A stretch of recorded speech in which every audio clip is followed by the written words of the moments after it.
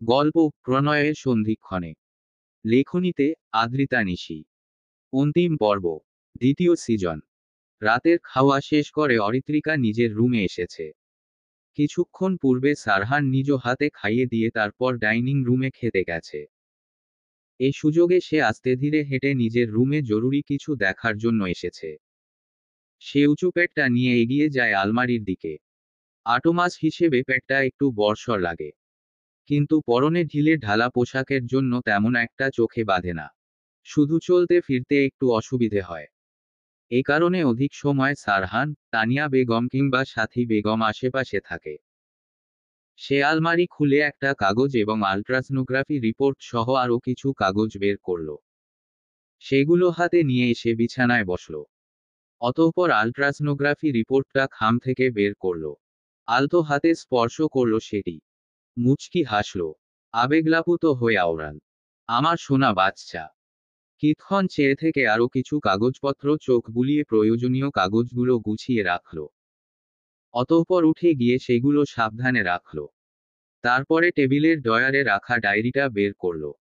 সেখানে রাখা চেয়ারটায় বসে আজকের সুন্দর মুহূর্তের কথা সেথায় লিখল।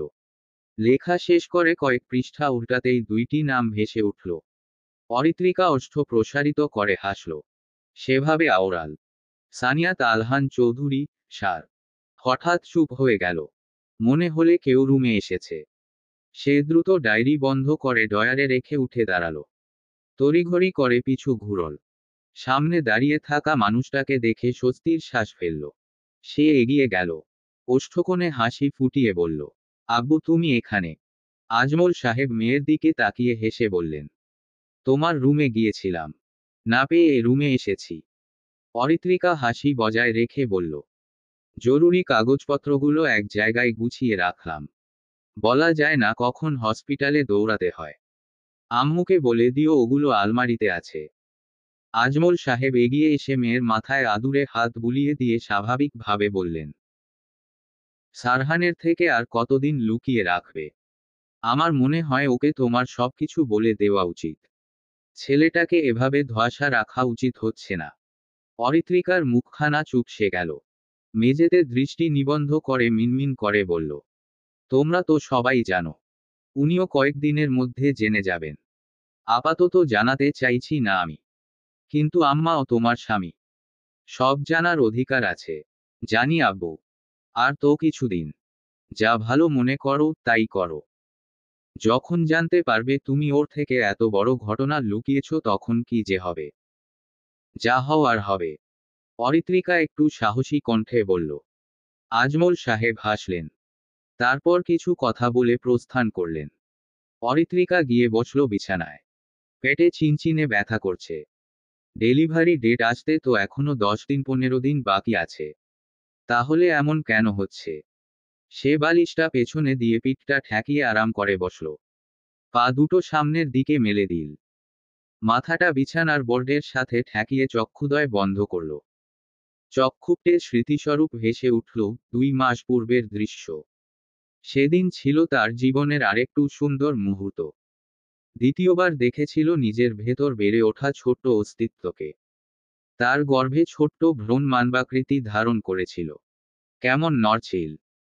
সে অশ্রুসিক্ত নেত্রপল্লব মেলে অপলক চেয়ে রয়েছিল আল্ট্রাসাউন্ড মেশিনে ভেসে ওঠা বাবুর পরিকৃতির দিকে। তবে মনে আক্ষেপ ছিল সারহান সেদিন তার সঙ্গে যায়নি। কোনো কাজের জন্য আটকে গিয়েছিল। আজমল সাহেব এবং তানিয়া বেগম মেয়েকে নিয়ে গিয়েছিলেন চেক আপ করাতে। অরিত্রিকা। রাহার কণ্ঠস্বর কর্ণকুহরে প্রবেশ করতেই অরিত্রিকা চক্ষুদ্বয় মেলে তাকালো। সরাসরি তাকালো সামনের দিকে। রাহা ভদ্রমেয়ের মতো এসে বসল। বলল, আগামীকাল রেজাল্ট দিবে। অরিত্রিকা ভাবলেশহীন কণ্ঠে বলল, জানি। যদি ফেল করি। দুজনে যা পরীক্ষা দিয়েছি। ফেল করলে করব। যতটুকু পড়ার পড়েছি, ততটুকু খাতায় লিখেছি। ফেল করলে আমায় উনি রিকশাওয়ালার সাথে বিয়ে দিয়ে দিবে। উনি নষ্ট ইয়ারফোন হলেও আমি তো উনার বউ। আমি কি উনি ব্যতীত অন্য কারো বউ হওয়ার কথা ভাবতে পারি? রাহা বিরস মুখে বলল। অরিত্রিকা অতি কষ্টে হাসি নিয়ন্ত্রণ করল। কণ্ঠে বিরসতা এনে বলল, আমার উনি থ্রেট দিয়েছিলেন বাবুকে নিয়ে আলাদা থাকবেন আর আমায় ভালোবাসবেন না। প্রথমে সিরিয়াসলি নিয়েছিলাম, পরে বুঝতে পারলাম আমি ছাড়া উনি এক মুহূর্তে থাকতে পারবেন না, তাই আমি রিল্যাক্সে আছি। রাহা বলল, কিন্তু উনি সিরিয়াস? বিয়ের পর কে পড়াশোনার পর এত চাপাচাপি করে বলতো? অরিত্রিকা আনমনা ভাব নিয়ে বলল, আমার গম্ভীর রগজটা কাঠখোট্টা খাম্বা রোমান্টিক বরটা এমন করে। হ্যাঁ হো। হুম। ভেবেছিলাম বাবু হবে শুনে পড়াশোনার কথা মুখে আনবে না। এখন দেখি নিয়মমাফিক খাওয়া দাওয়া, ঘুম, ব্যায়ামের সাথে পড়াশোনা ফ্রি। যারা ভাবে বিয়ের পড়াশোনা করতে হয় না, তারা আমার মতোই গাধা। তখন পড়াশোনা, সংসার আর বাচ্চা কাচ্চা সামলাতে হয়। ঠিক বলেছিস। তাই তোর বৌমাকে আপাতত আনছি না।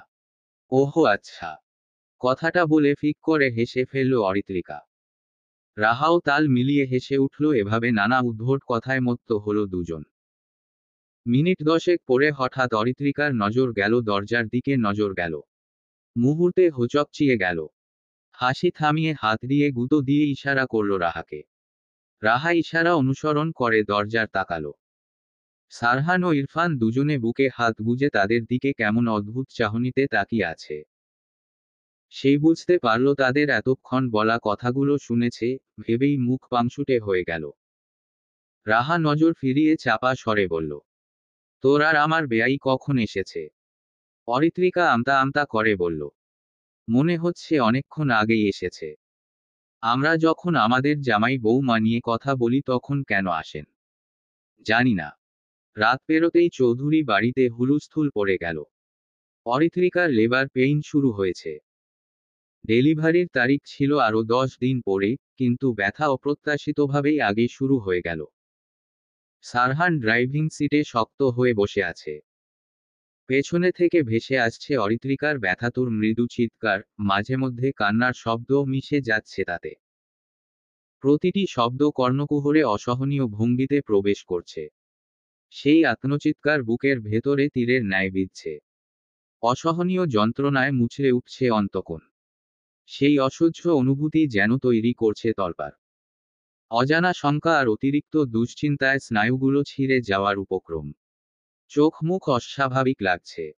কেমন বিবর্ণ মুখাবয়ব, নিশ্চল চাহনি। তানিয়া বেগম আর সাথী বেগম মেয়েকে শান্ত করার প্রাণপণ চেষ্টা করছেন, অথচ ব্যথার আর্তনাদ সহ্য করতে না পেরে নিজেরাও নীরবে কেঁদে ফেলছেন। এ সময় সাদাত দৌড়ে এসে প্রয়োজনীয় কাগজপত্রগুলো সামলে পাশের সিটে বসতেই সারহান দ্রুত গাড়ি স্টার্ট দিল। অরিত্রিকা কাতরাচ্ছে, কিন্তু তার অশ্রুসিক্ত চক্ষুদ্বয়ের চাহনি নিবন্ধ নেতা সাহেবের দিকে। সে উপলব্ধি করছে মানুষটার মনের অবস্থা। তবুও অদ্ভুত হয় তাকে কুরে কুরে খাচ্ছে, যদি এটাই হয় তাদের শেষ দেখা। একই সময় আরশাদ সাহেব ও আজমল সাহেব আরেকটি গাড়ি নিয়ে রওনা হয়েছেন। বাড়িতে ইরফানকে রেখে আসতে হয়েছে, কারণ রাহা আর ইশরা যায়নি। ইতোমধ্যেই আবির খবর পেয়েছে। সে অরিনকে বাড়িতে রেখে দ্রুত হাসপাতালের উদ্দেশ্যে বের হয়ে যাবে। চৌধুরী বাড়ি থেকে হসপিটালের দূরত্ব প্রায় 10 মিনিটের। কিন্তু সারহানের দ্রুত গাড়ি চালানোর কারণে তারা মাত্র 7 মিনিটেই সেখানে পৌঁছে যায়। হসপিটালে ঢুকতেই নার্সরা তৎপর হয়ে অরিত্রিকাকে স্ট্রেচারে তুলে সরাসরি ওটিতে নিয়ে যায়। ডক্টর মঞ্জুর পূর্বপরিচিত হওয়ায় কোনো আনুষ্ঠানিক জটিলতা পোহাতে হয়নি। তার ওপর আসার আগেই তাকে ফোন করে সব খবর জানানো হয়েছিল। এদিকে আবির অরিনকে চৌধুরী বাড়িতে রেখে দ্রুত চলে এসেছে। তার সঙ্গে মুনু আছে। হসপিটালে এসে তারা দেখে চৌধুরী পরিবারের সবাই ইতোমধ্যেই ওটির সামনে অপেক্ষা করছে। সবার চোখে মুখে দুশ্চিন্তার ছাপ স্পষ্ট।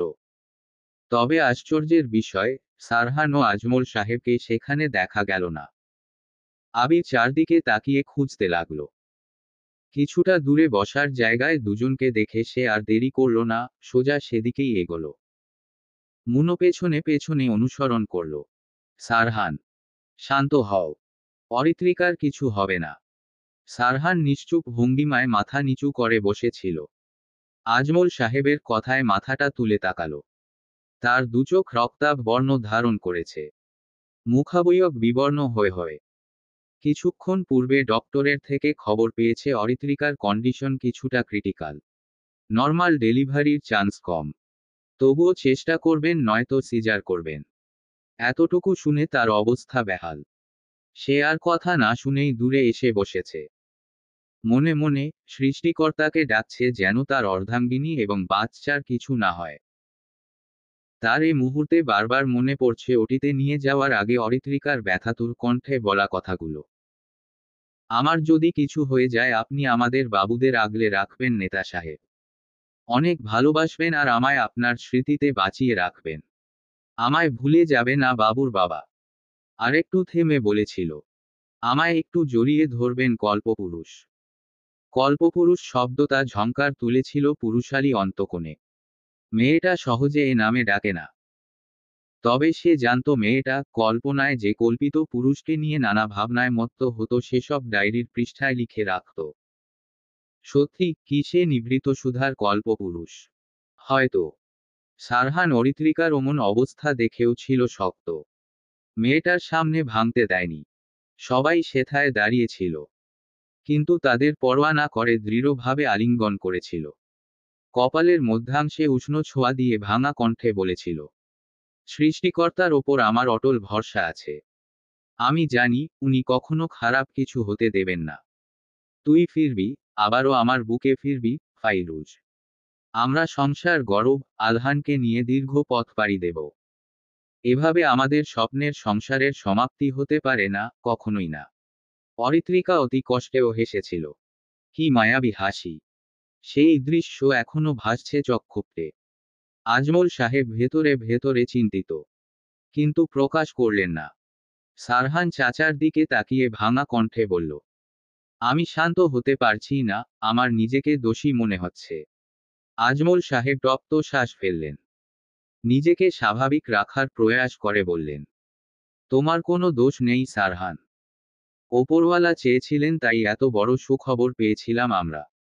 আমার দৃঢ় বিশ্বাস অরিত্রিকার কিছু হবে না। সারহান নীরব রয়। আজমল সাহেব উঠে দাঁড়ালেন। সামনে তাকাতেই দেখতে পেলেন আবির ও মুন দাঁড়িয়ে আছে। তিনি এগিয়ে গেলেন তাদের সামনে। আবিরকে উদ্দেশ্য করে বললেন, তোমার বন্ধুকে শান্ত করো। আবির মাথা দুলিয়ে এগিয়ে যায়। আজমল সাহেব না দাঁড়িয়ে ওটির সামনে গেলেন। মুন বন্ধুর অমন অবস্থা দেখে মন খারাপ করে সেদিকটায় গেল। সে প্রথমবার সারহানকে এতটা ঝিমিয়ে যেতে দেখেছে। আবির গিয়ে বসল, সারহানের কাঁধে হাত রেখে ভরসা দিয়ে বলল, এত টেনশন করিস না দোস্ত। শালিকা আর আলহান বাবার কিছু হবে না, ওরা একদম সুস্থ থাকবে। সারহান নিশ্চুপ ভঙ্গিমায় শুনল। হঠাৎ দাঁড়িয়ে হাঁটা শুরু করলো ওটির দিকে। সরাসরি গিয়ে বাবার পাশে দাঁড়ালো। আরশাদ সাহেব ছেলের মনের অবস্থা বুঝতে পারছেন। কতক্ষণব্যাপী বোঝালো অথচ ছেলেটা তেমন কথা বলছে না। তানিয়া বেগম ছেলের দিকে তাকিয়ে ভেজা কণ্ঠে বললেন, চিন্তা করিস না বাপ। সবকিছু ভালো হবে ইনশাল্লাহ। সারহান মায়ের পানে তাকালো। কণ্ঠে শঙ্কা নিয়ে অস্ফুট স্বরে আওড়ালো, আমার ফাইরুজ, আমার বাচ্চা, মা। তানিয়া বেগমের ভেতরটা হুহু করে ওঠে। তবুও ছেলের মুখে আদুরে হাত বুলিয়ে সংযত কণ্ঠে বললেন, ওরা সুস্থ থাকবে। ফাইরুজ কত পাচ্ছে অথচ আমি কিছু করতে পারছি না। তুই এভাবে ভেঙে পড়ছিস কেন বাপ? নিজেকে একটু স্বাভাবিক কর। সারহান তপ্ত শ্বাস ফেলে নির্জীব চাহনিতে ওটির দিকে তাকায়। 15 মিনিট হয়ে গেল অথচ কোনো আপডেট নেই। মনে মনে সে অধৈর্য হয়ে উঠল। কখন তার স্ত্রী, সন্তানকে দেখতে পারবে? তাদের দেখে অশান্ত মনটা শান্ত করবে। সাদাত এক কোণে বসে আছে। ইশরাকে এদিককার আপডেট জানাচ্ছে। মেয়েটা একটু পর পর কল করছে পরিস্থিতি জানার জন্য। ইশরা বাদেও সারহানের বন্ধুমহলের সবাই বন্ধুকে কল দিয়ে না পেয়ে তাকে কল করছে। চৌধুরী বাড়ির সবাই তখন ওটির সামনে উৎকণ্ঠায় পায়চারি করছে।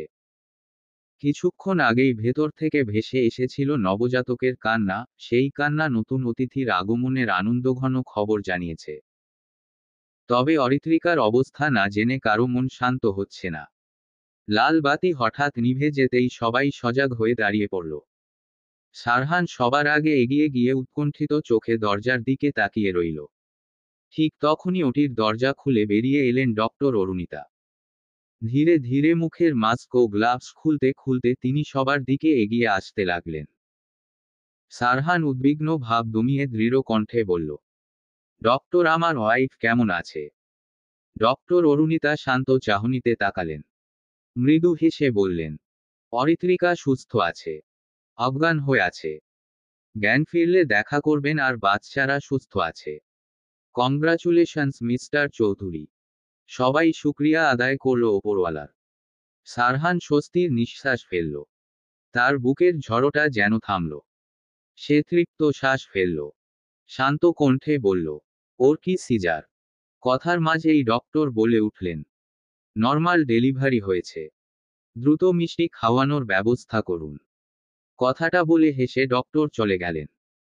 সবার চোখে মুখে তখন অনাবিল আনন্দের আভা। ঠিক সেই মুহূর্তে ওটির দরজা আস্তে খুলে বেরিয়ে এলো নার্স।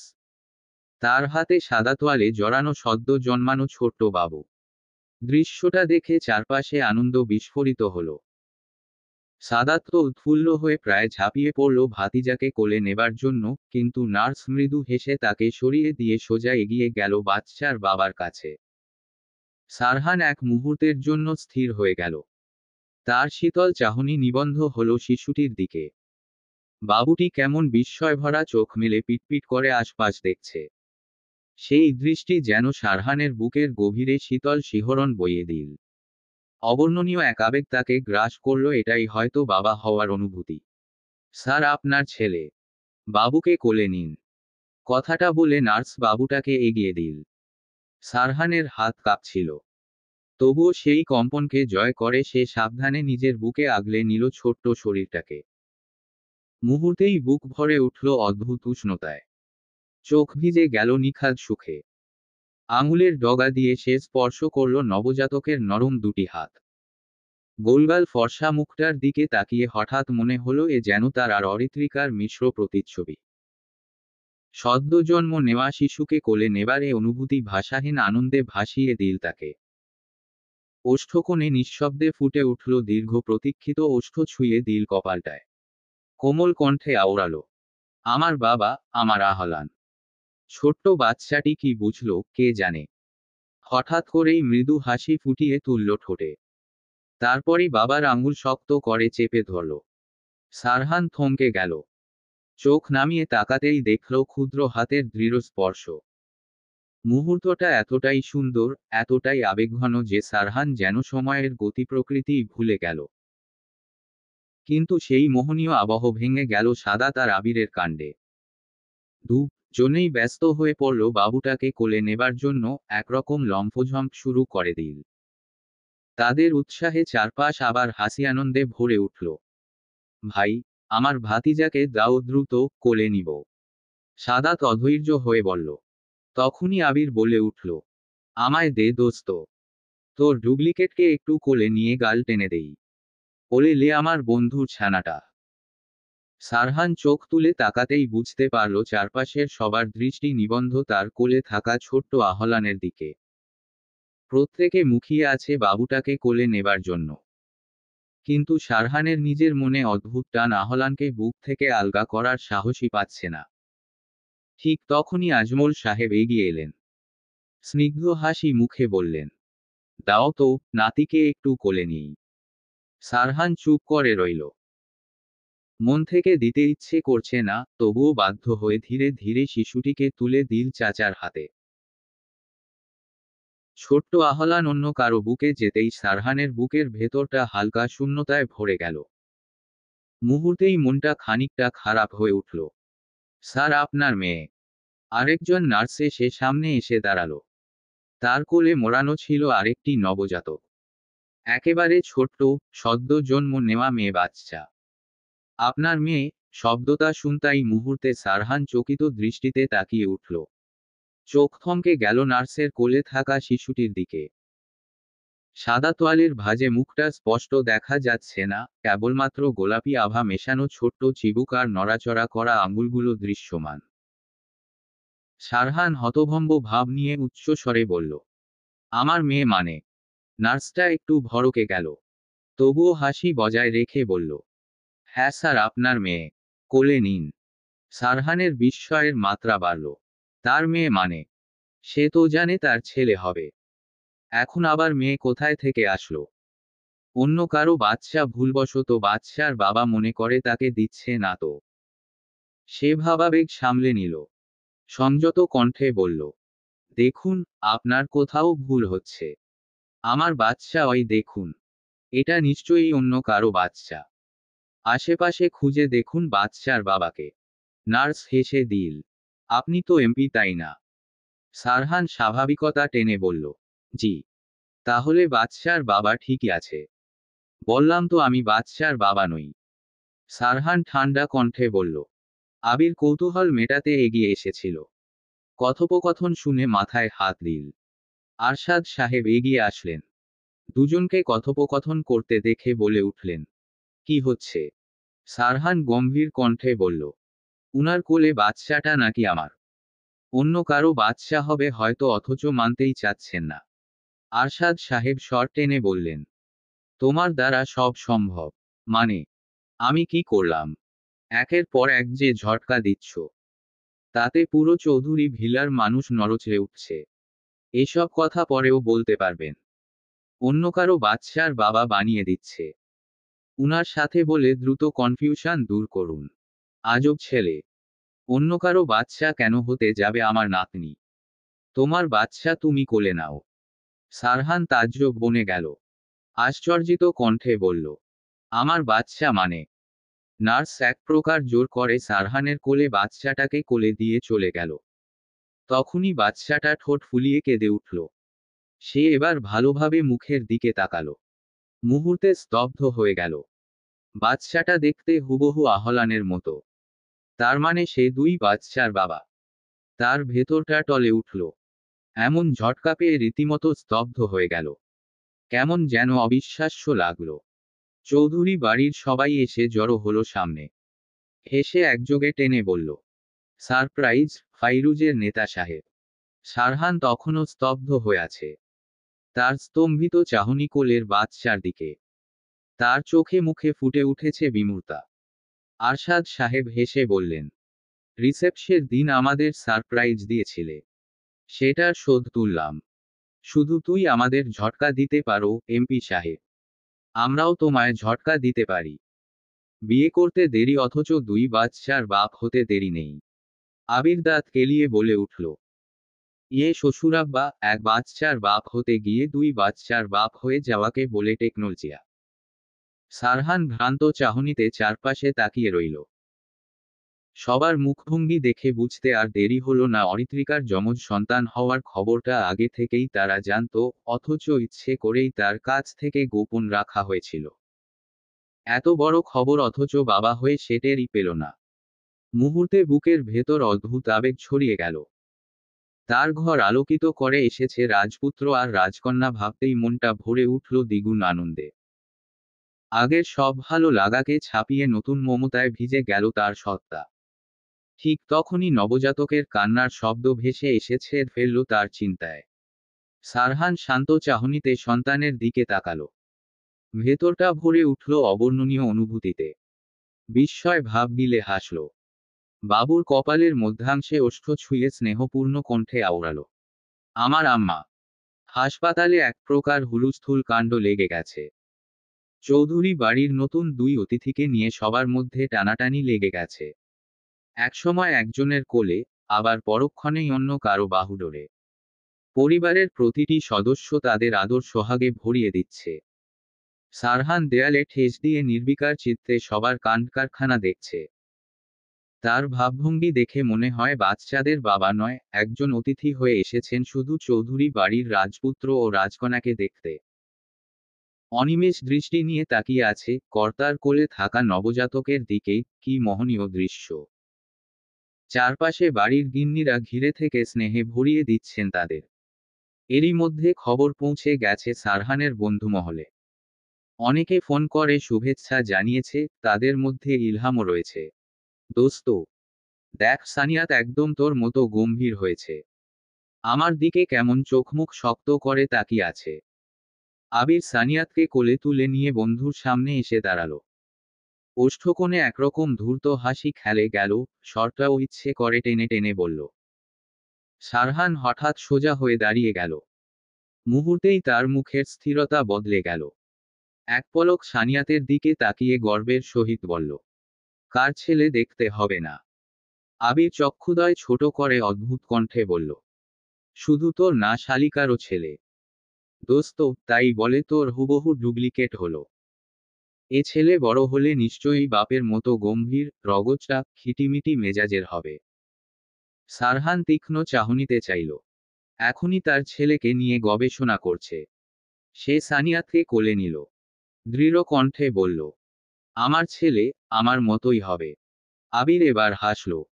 আমি কখন বললাম তোর ছেলে পাশের বাড়ির দাদার মতো হবে? সারহান চোখমুখ শক্ত করে তাকাতেই হঠাৎ সরে গেল আবির। মুহূর্তের মধ্যে আবার আগের মতো স্বাভাবিক হয়ে গেল পরিবেশ। সানিয়াতকে কোলে নিয়ে বসার জায়গায় বসল সারহান। স্নেহভরা দৃষ্টিতে ছেলের দিকে তাকিয়ে রইল। সদ্যজাত সেই মুখখানি বাবার দিকে গোল গোল চোখ মেলে চেয়ে আছে। মুখে ফর্সা, লালচে আভা ফুটে উঠেছে।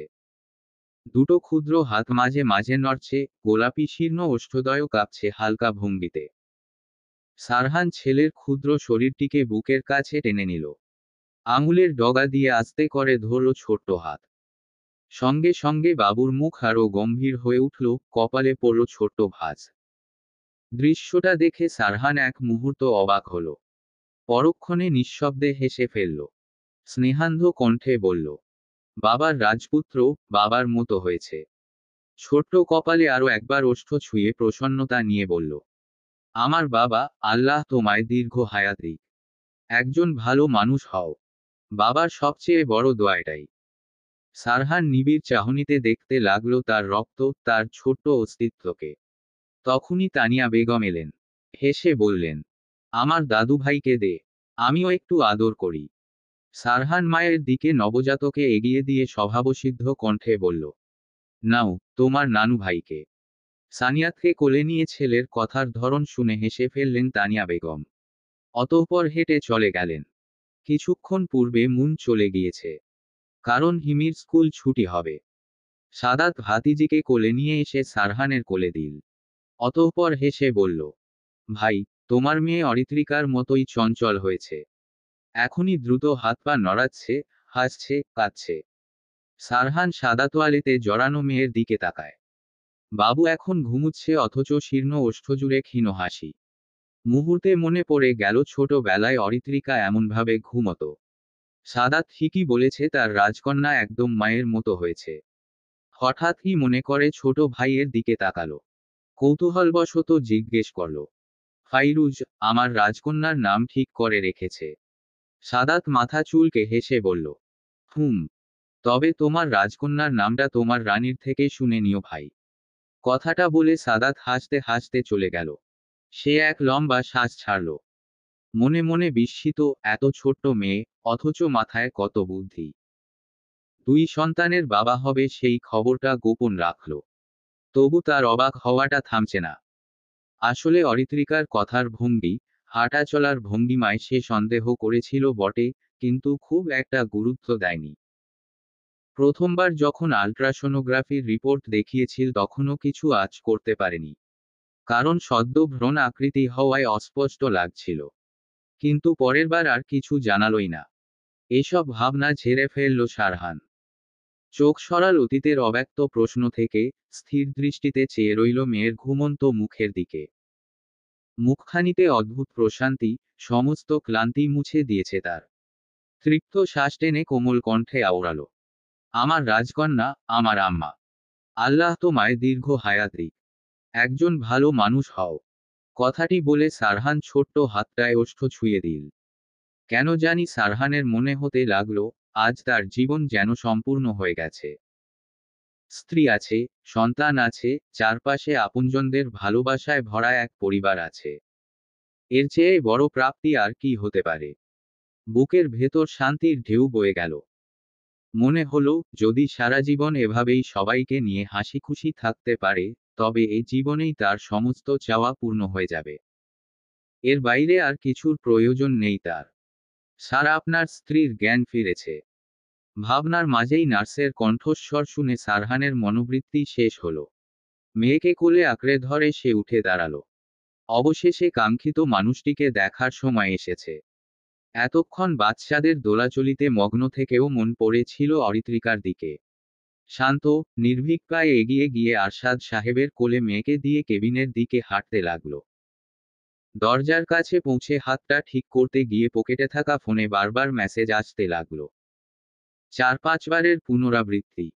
সে হঠাৎ দাঁড়িয়ে গেল, দরজা খোলা রেখে ফোনটা বের করল। লোক স্ক্রিন খুলে মেসেজ বক্স ওপেন করতেই কয়েকটি বার্তা চোখে পড়ল। হঠাৎ তার চোখ আটকে গেল একটা মেসেজে। মেসেজটি, get ready, the real blast is yet to come. Sarhan কেবিনের দরজা ঠেলে ভেতরে ঢুকল। সামনে তাকাতেই দৃষ্টি স্থির হয়ে গেল বিছানায় শুয়ে থাকা অরিত্রিকার ফ্যাকাশে, শীর্ণ মুখে। বুক অব্দি টেনে রাখা সাদা চাদরের নিচে নিস্তেজ ভঙ্গিতে চোখ বুজে আছে সে। ধীরে ধীরে এগিয়ে গিয়ে সারহান বেডের পাশে রাখা চেয়ারটা টেনে বসল। সে নিবিড় চাহনিতে পরখ করল, প্রাণবন্ত, উজ্জ্বল মুখশ্রী এখন বিধ্বস্ত আর নিস্তেজ। তা দেখেই বুকের ভেতর কষ্টে মোচড় দিয়ে উঠল। দৃঢ়, অমসৃণ হাত বাড়িয়ে আলতো করে চেপে ধরল মেয়েটির নরম হাতখানা। স্পর্শের সঙ্গে সঙ্গেই টের পেল হালকা কাঁপুনি। তবে কি জেগে আছে?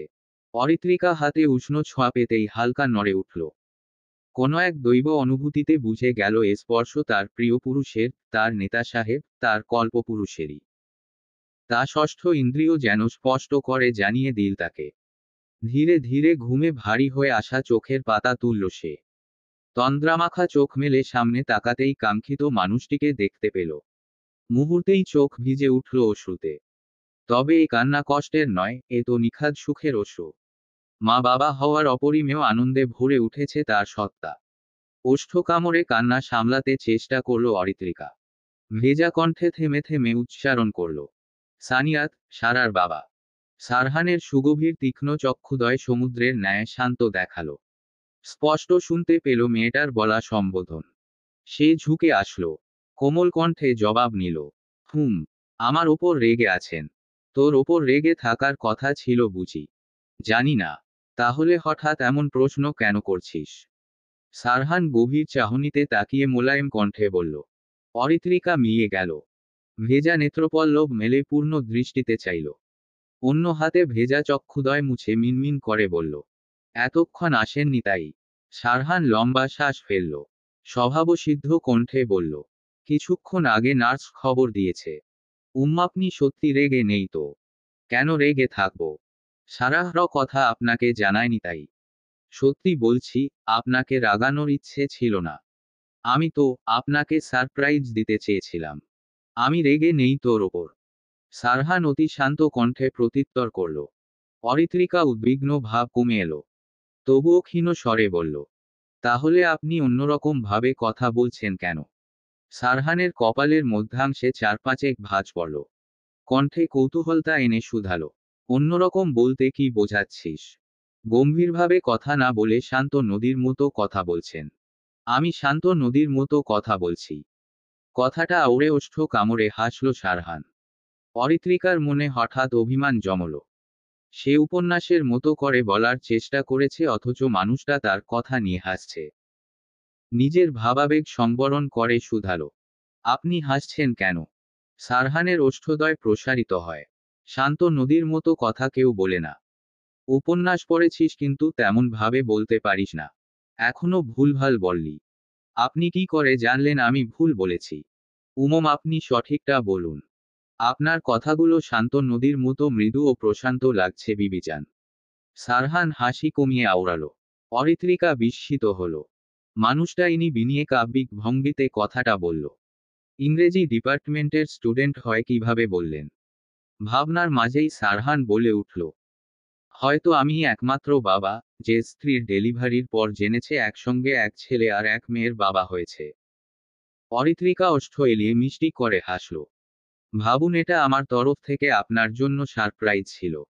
আমার রাজকন্যার নামটাও না বলে ঠিক করে রেখেছিস। হুমুম। শুনি, কি নাম রেখেছিস? সারাহ আমিরা। সারাহ আমিরা চৌধুরী। সারহান তার রাজকন্যার নামটা আওড়ায়। অরিত্রিকা কিছুক্ষণ মৌন থেকে হাসি বজায় রেখে বলল, সারহান ভাই, ওরা দেখতে কিন্তু আপনার মতো হয়েছে। সারহানের মুখাবয়ব অতিশয় গম্ভীর হয়ে উঠল। দৃঢ় কণ্ঠে বলল, তোর বাচ্চার বাবা হয়ে গেছি, এবার অন্তত ভাই বলা বাদ দে। অরিত্রিকা থতমত খেয়ে গেল। এদিক ওদিক তাকিয়ে প্রসঙ্গ পাল্টানোর চেষ্টা করল। ক্ষীণ কণ্ঠে বলল, আমরা কখন বাড়ি ফিরব? বিকেলে। বাবুরা কোথায়? ওরা মা চাচির কাছে আছে। ওরা কি কান্না করছে, জ্বালাচ্ছে? অরিত্রিকা আগ্রহ নিয়ে জানতে চাইল। সারহান বলল, উহু, আমার আম্মা ঘুমোচ্ছে আর আমার বাবা গম্ভীর মুখ করে সবাইকে পর্যবেক্ষণ করছে। অরিত্রিকা বিস্মিত হয়ে বলল, সানিয়াত আপনার মতো হয়েছে নেতা সাহেব। আমার পেটে 9 মাস থেকে আপনার মতো কিভাবে হলো? সারহান এহেন প্রশ্ন শুনে তির্যক চাহনিতে তাকালো। গর্বের সহিত বলল, কারণ সানিয়াত আমার ছেলে। অরিত্রিকা বিড়বিড় করে বলল, ওহো, বাপ কা বেটা, কি বিড়বিড় করছিস? কিছু না, বল। আপনি আমায় একটুও ভালোবাসেনি। বুঝেছি বাবুদের পেয়ে আমায় ভুলে গেছেন। অরিত্রিকা কিছুক্ষণ মৌন থেকে হঠাৎ কেমন অভিমানী কণ্ঠে বলল। সারহান আশ্চর্যিত হল। পরক্ষণে মুখাবয়বে স্বাভাবিকতা ধরা দিল। শীতল চাহনিতে তাকিয়ে বলল, হসপিটালে আছি। অরিত্রিকা অবুঝের ন্যায় বলল, তো? নাথিং। আমায় একটু জড়িয়ে ধরবেন? অরিত্রিকা ইতস্তত বোধ করল। কুণ্ঠা ঠেলে আচানক আবদার করে বলল। সারহানের চাহনি গাঢ় হয়। সে দেরি না করে ঝুঁকে মেয়েলি শরীরটাকে দুহাতে আলিঙ্গন করল। মেয়েটা কেমন শান্ত হয়ে গেল। প্রিয় মানুষের বুকে মাথা রেখে চক্ষুদয় বন্ধ করল। মিহি কণ্ঠে আওড়াল, আপনি আমার সব দুঃখ কষ্টের অবসান, আমার শান্তি, আমার একমাত্র ভরসা আর কল্পনায় কল্পিত সেই কল্পপুরুষ। সারহানের কর্ণকুহরে প্রবেশ করল মেয়েলি আবেগিত স্বর। সে আরো দৃঢ়ভাবে জড়িয়ে ধরল। চুলের ভাঁজে ওষ্ঠপুট ছুঁয়ে উষ্ণ কণ্ঠে বলল, তুই আমার পূর্ণতা, আমার অর্ধাঙ্গিনী, আমার নিঃশর্ত প্রিয়তমা। লেভি বেবি, তুমি তোমার ভাইবোনদের দেখে রাখছ। কত সুন্দর মুহূর্ত। ওয়েট, তোমাদের তিনজনের ছবি তুলি। কথাটা বলে সাদাত পকেট থেকে ফোনটা বের করে কয়েকটা ছবি তুলে নিল। তারপর হোয়াটসঅ্যাপে গিয়ে অরিত্রিকা, সারহানের হোয়াটসঅ্যাপে পাঠিয়ে দিল। এর মাঝে অরিত্রিকা বেলকনি থেকে রুমে আসল। তার দৃষ্টি গেল সাদাতের দিকে। বিছানায় বসে বলল, ভার্সিটিতে না গিয়ে এখানে কি করছিস? সাদাত ভার্সিটিতে যাওয়ার জন্য তৈরি হয়েছিল। বের হওয়ার আগে মনে হলো ভাইয়ের দুই আদরের ছানাপোনাকে না দেখে যাওয়া যায় না। তাই ভালোবাসায় টানেই তাদের দেখতে চলে এল। সে ফোনটা পকেটে ঢুকালো। স্বাভাবিকভাবে বলল, ভাতিজা ভাতিজিকে দেখতে এসেছিলাম। দেখা হয়ে গেছে, এবার চললাম ভাবি। সাদাত সহালকা হেসে প্রস্থান করল। অরিত্রিকা হালকা হেসে শান্ত চাহনিতে ঘুমন্ত বাচ্চাদের দিকে তাকালো। কত নিশ্চিন্তে ঘুমাচ্ছে তারা। পাশেই লেভিকে শান্ত ভঙ্গিমায় বসে থাকতে দেখে ওষ্ঠকোণ প্রসারিত হল। সে নিঃশব্দে পাশে শুয়ে পড়ল। হসপিটাল থেকে ফেরার পর 3 দিন কেটে গেছে। বাড়িতে ফিরেই দুই বাচ্চাকে সামলাতে কিছুটা হিমশিম খেতে হচ্ছে। তবে সারহান, তানিয়া বেগম আর সাথী বেগম পাশে থাকায় চাপটা তুলনামূলক কমই লাগছে। প্রথম 2 দিন চৌধুরী বাড়ির গিন্নিরা তাকে বিভিন্ন পরামর্শ দিয়েছিলেন এবং এ রুমে থেকে ছিলেন বাচ্চাদের দেখাশোনা করার জন্য। কিন্তু তৃতীয় দিনে আর থাকতে পারেননি, কারণ সারহান স্পষ্ট জানিয়ে দিয়েছিল সে বউ আর বাচ্চাদের ছেড়ে থাকতে পারবে না। এই কথায় অরিত্রিকা ভীষণ লজ্জা পেয়েছিল। শেষমেশ তানিয়া বেগম ও সাথী বেগম ছেলের সাথে না পেরে কিছু বিষয়াদি বুঝিয়ে দিয়ে চলে গিয়েছিলেন। গতরাতে হঠাৎ রাত 2টার সময় সানিয়াতের ঘুম ভেঙে গিয়েছিল। কান্নায় ফেটে পড়েছিল ছোট্টটি। তখন সারহান নিজেই উঠে তাকে কোলে নিয়ে হাঁটতে হাঁটতে শান্ত করতে থাকে, মিষ্টি কথা বলে আবার ঘুম পাড়ায়। অরিত্রিকাকে একবারও ডাকেনি। এসব ছোট্ট ছোট্ট স্মৃতি মনে করতে করতে অজান্তেই তন্দ্রায় হারিয়ে গেল অরিত্রিকা। অরিন এই বাড়িতে এসেছে 4 দিন হলো, আরও কয়েকদিন থাকবে। এতে আবিরের কোনো আপত্তি নেই। তবে সেও স্পষ্ট জানিয়ে দিয়েছে বউ যতদিন থাকবে, সেও ততদিন এখানেই থাকবে। গতকাল অরিত্রিকার বন্ধুরা এসেছিল বাচ্চাদের দেখতে। তার আগের দিন এসেছিল সারহানের বন্ধুরা। ঘরভর্তি হাসিয়ানন্দ আর কোলাহলে মুহূর্তগুলো আরও প্রাণবন্ত হয়ে উঠেছিল। ভাইয়া পরীক্ষায় পাশ করেছি মিষ্টি খান। লিভিং রুমে বসে আবির পায়ের ওপর পা তুলে ফোন টিপছিল। পাশেই অরিন ফল খাচ্ছে। এ সময় রাহা মিষ্টির বক্স নিয়ে এসে হাসি মুখ বলল, সে আর অরিত্রিকা দুজনে মোটামুটি ভালো সিজিপিএ নিয়ে পাশ করছে। যদি পড়তো তাহলে আরো ভালো আসতো। আবির ফোনটা বন্ধ করল। অতঃপর হেসে বক্স থেকে একটা মিষ্টি নিয়ে টপ করে খেয়ে নিল। 3-4 দিন পর মিষ্টি খাওয়াচ্ছ? আবির মিষ্টি সাবার করে দিয়ে বলল। রাহা হেসে প্রত্যুত্তর করল, নতুন সদস্যরা আসায় অনেক মিষ্টি খাওয়া হয়েছে। তাই ভাবলাম 2-1 দিন পর সবাইকে রেজাল্ট উপলক্ষে মিষ্টি খাওয়াই। আবির আফসোস নিয়ে বলল, তুমি তাও মিষ্টি খাইয়েছ, কিন্তু শালিকা কিংবা আমার বন্ধু রেজাল্ট উপলক্ষে মিষ্টি খাওয়ালো না। কেজি 2 কালো জাম খেতে চেয়েছিলাম, ইহাই কি আমার দোষ হইয়াছিল? রাহা শব্দ করে হেসে উঠল। অরিন মেকি রাগ দেখিয়ে বলল, আপনাকে আমি মিষ্টি খেতে নিষেধ করেছি আবির। আবির দুষ্ট হাসি হেসে বলল, তুমি যদি নিয়ম করে চুমু খাও তাহলে আর খাব না মিষ্টি। রাহা হাসতে হাসতে দ্রুত সেখান থেকে চলে গেল। অরিন চাপা স্বরে বলল, আপনি একটা ঠোটকাটা আবির। রাহার সামনে কি সব বলছেন? এ মানে বউজান, মুখ ফসকে বেরিয়ে গেছে। সব সময় আপনার মুখ ফসকে বেরিয়ে যায়। আরে ডার্লিং, রাগ করো না। আবার শুরু করছেন? অরিন রাগত স্বরে বলল। আবির অসহায় চাহনিতে তাকিয়ে বলল, আরে রাগ করো না, আমাদের চ্যাম্পের গরম লাগবে। অরিন কটমট করে তাকিয়ে বলল, অসহ্য। কথাটা বলে অরিন নিজের রুমের দিকে চলে গেল। আবির মুখ ভার করে বসে রইল। বউয়ের মুড সুইংয়ের তোপে তার জীবন ফ্রাই হয়ে যাচ্ছে। তবুও চুপচাপ সহ্য করছে, একমাত্র বউকে ভালোবাসে তাই। সারহান বাহির থেকে মাত্র এলো। সদর দরজা দিয়ে ভেতরে প্রবেশ করতেই দেখল আবির মুখ ভার করে বসে আছে। সে পাত্তা না দিয়ে নির্বিকারচিত্তে নিজের রুমের দিকে যেতে লাগল। বাপ হয়ে ভাব বেড়ে গেছে তোর। আমিও কয়েকদিন পর বাপ হব। তখন তোর থেকেও বেশি ভাব নিয়ে ঘুরব। সারহান থেমে গেল। ঘাড় বাঁকিয়ে তাকালো আবিরের দিকে। গম্ভীর কণ্ঠে বলল, আগে বাপ হ। কথাটা বলে সারহান সিঁড়ি ভেঙে উপরে উঠে গেল। আবির মুখখানা তক্তব্যক্ত করল। বিড়বিড় করে বলল, না আছে বউয়ের কাছে সম্মান, না আছে বন্ধুর কাছে সম্মান। যাই, একটু শ্বশুরাব্বাকে জ্বালিয়ে আসি। সে উঠে দাঁড়ালো। অতঃপর হাসতে হাসতে সদর দরজা পেরিয়ে বাগানের দিকে চলে গেল। সারহান রুমে ঢুকেই থমকে গেল। অরিত্রিকা আর বাচ্চারা তখন গভীর ঘুমে ডুবে আছে। কিছুটা দূরে লেভিও নিশ্চিন্তে ঘুমোচ্ছে। তাদের কাছে এগিয়ে গেল না সে। বাহির থেকে আসা ধুলোময়লা মিশ্রিত গা নিয়ে কাছে যাওয়া ঠিক হবে না। তাই ফোন আর ওয়ালেট টেবিলে রেখে তোয়ালে ও কাপড় নিয়ে সরাসরি ওয়াশরুমে ঢুকে গেল। মিনিট 10 পর ফ্রেশ হয়ে বেরিয়ে এসে আলমারি থেকে একটি টি শার্ট বের করে পরে নিল। এবার ধীর পায়ে এগিয়ে গেল বাচ্চাদের দিকে। নিঃশব্দে বিছানায় বসে নিবিড় দৃষ্টিতে দেখতে লাগলো সানিয়াত আর সারাহকে। ওরা কাঁথার মধ্যে গুটিসুটি হয়ে কেমন নিশ্চিন্তে ঘুমুচ্ছে। তার চক্ষুদয় ভরে উঠল স্নেহ। কিছুক্ষণ পরে দৃষ্টি ঘুরল অরিত্রিকার দিকে। ঘুমন্ত মুখখানি কি মায়াবী লাগছে। অবাক হয়ে ভাবতে থাকে সারহান, সেই সপ্তদশী কিশোরী যার প্রেমে পড়েছিল প্রায় 4 বছর পূর্বে, আজ সে 2 সন্তানের মা। তবুও সৌন্দর্যে, আপন মহিমায় একই রকম মোহনীয় লাগে। একেই বলে ভালোবাসার মানুষকে সবসময় সব রূপে ভালো লাগে। ঘুমন্ত অরিত্রিকাকে ডাকল না সে। শুধু নীরবে আবার বাচ্চাদের দিকে দৃষ্টি স্থির করল। আলতো হাতে বাচ্চাদের মাথায় স্নেহে ছুঁয়ে দিতে লাগল। কিছুক্ষণ পরপর অরিত্রিকার দিকে তাকাতে লাগল। এ চাহনি যেন প্রেমিক যেভাবে প্রেমিকার পানে দ্বিধাহীন, মুগ্ধভাবে সর্বক্ষণ চেয়ে থাকতে পারে ঠিক তেমন। বছরের মধ্যের সময়। আবহাওয়া উষ্ণ ও শীতল। বাতাসে ভ্যাপসা গরমের আবির্ভাব। তবে এই মুহূর্তে বেলকনির খোলা দরজা দিয়ে হুড়হুড় করে দমকা হাওয়া আসছে। সেই হাওয়া যেন প্রেমময় তীব্রতা নিয়ে সারহানের কর্ণে ফিসফিসিয়ে বলে যায়। 2 বিপরীত সত্তা মিলিয়াছিল প্রণয়ের সন্ধিক্ষণে। আকস্মাৎ প্রেমোচ্ছ্বাসের ঘূর্ণিতে আবদ্ধ হইল অবিচ্ছেদ্য বন্ধনে।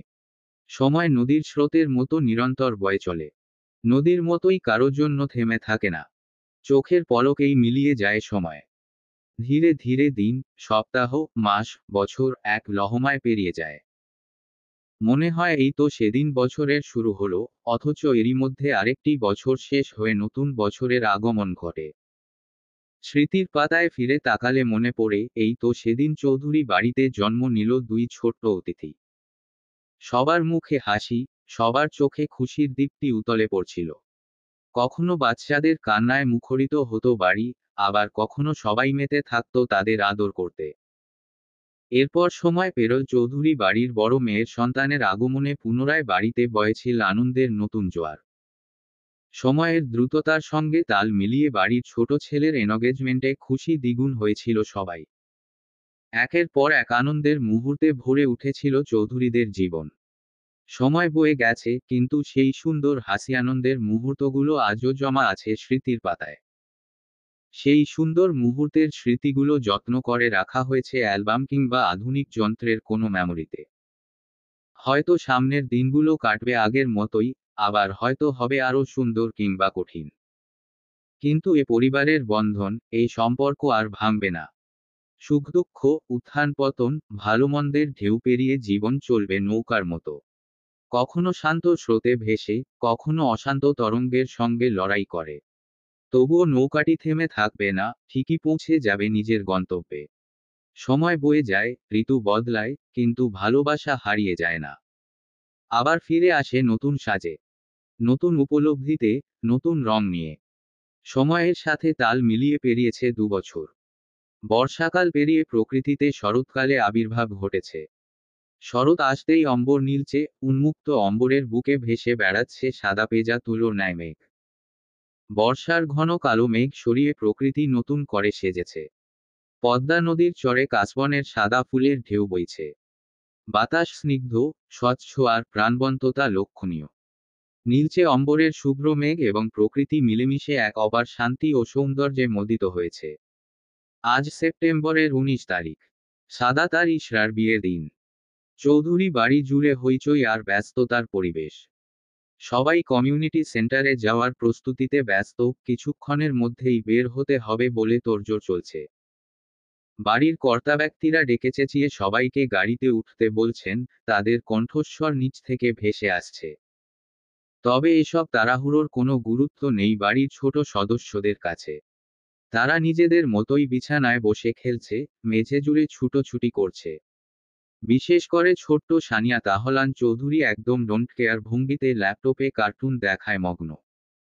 আর ছোট্ট সারাহ নতুন প্রিন্সেস ড্রেস পরে যেন সত্যিকারের রাজকন্যা সেজেছে। সে আনন্দিত চিত্তে সারা রুমু জুড়ে আনন্দে ছুটোছুটি করছে। অরিত্রিকা সেজেগুজে তৈরি হচ্ছিল। নিচ থেকে ভেসে আসা বাবার উচ্চস্বর শুনে ভড়কে গেল। সে ঠোঁটে হালকা করে লিপস্টিক দিয়ে শাড়ি পরিহিত নিজেকে পরখ করে তড়িঘড়ি করে ছুটে এসে ল্যাপটপ অফ করতে উদ্যত হয়। তখনই আধো আধো সানিয়াতের কণ্ঠস্বর শুনে থেমে যায়। মাম্মা নো। অরিত্রিকা কপাল কুঁচকে ছেলের দিকে তাকালো। সানিয়াত মায়ের চাহনি দেখেও পাত্তা না দিয়ে আবারও মনোযোগ দিল ল্যাপটপের কার্টুনে। মুহূর্তেই তার ভেতরে হতাশার ঢেউ বয়ে গেল। এতটুকু বাচ্চা অথচ বাবার মতো গম্ভীর। নিজের মতো চলবে, কারো কথায় কর্ণপাত নেই। তাকে দেখে মনে হয় বাবার হুবহু প্রতিচ্ছবি। একেবারে নেতা সাহেবের ডুপ্লিকেট। 9 মাস পেটে ধরে বড় করলো অথচ হলো পুরোপুরি বাবার মতো। সে ধীরে বিছানায় বসে পড়ে। এবার মেয়েকে ডাকে।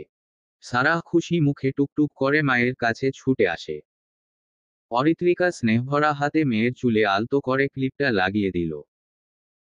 কোমল কণ্ঠে মিষ্টি হেসে বলল, সোনা, তোমার বাবাকে ডেকে আনো। সারাহ গোল গোল চোখ করে মায়ের দিকে তাকালো। মিষ্টি হাসল। আতা, মাম্মা। সারাহ ছোট ছোট পা ফেলে দৌড়ে রুমের বাহিরে চলে গেল। অরিত্রিকা ছেলের পানে তাকিয়ে বিড়বিড় করে বলল, নো। বাবার মতো ইংরেজ হচ্ছে। সানিয়া তার সারার চেহারায় মিল থাকলেও স্বভাব, কথা বলার ভঙ্গি, চাহনি আর আচরণ একেবারেই আলাদা।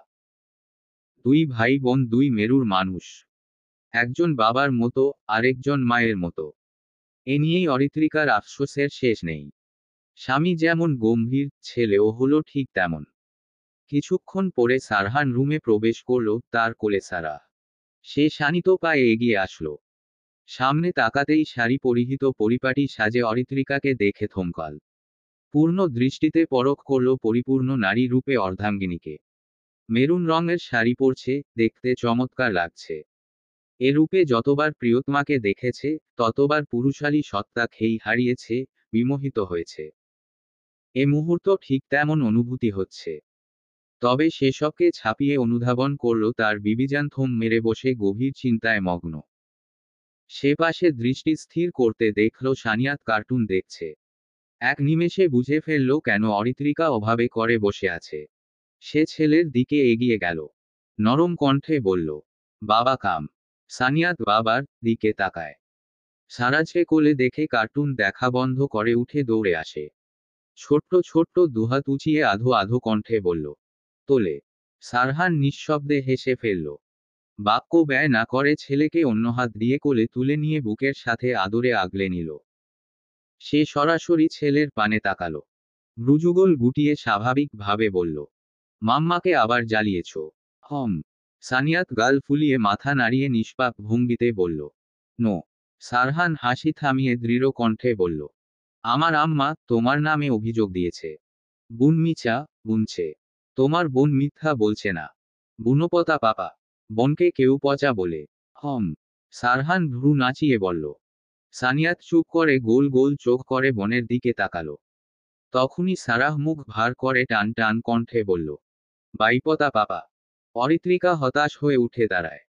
গমগমে কণ্ঠে বলল, ছেলেটা একদম আপনার মতো হয়েছে নেতা সাহেব। সারাক্ষণ মুখ গুমরা করে থাকে। কিছু বললেই নো হপ এসব বলে। সারাহ কি বুঝল কে জানে। হঠাৎ খিলখিল করে উঠল। সানিয়াত ওষ্ঠদয় গোল করে থেমে থেমে বলল, নেতা তাহেব পাপা। সারহান ছেলের পানে স্নেহপূর্ণ চাহনিতে চায়। অরিত্রিকা মুখ ভার করে বিড়বিড় করে আলমারি থেকে পার্স বের করতে যায়। সারাহ আধো আধো কণ্ঠে বলল, পাপা লেবি। সারহান মেয়ের কথা শুনে মেঝের দিকে তাকালো। লেভি পায়ের আশেপাশে লেজ উঁচিয়ে ঘোরাঘুরি করছে। সারাহ র এবং সানিয়াতের খেলার সাথী লেভি। দুজনে বেশিরভাগ সময় খেলে। সারহান মেয়ের দিকে তাকিয়ে কোমল কণ্ঠে বলল, লেভিকে নিয়ে যাবে। সারাহ খুশি হয়ে তালি দিয়ে বলল, লেভি নিব। তানিয়া বেগম এবং সাথী বেগম তৈরি হয়ে ছেলের রুমে আসলেন। অরিত্রিকা এবং নাতিনাতনির দেরি হওয়ায় দেখতে এসেছেন।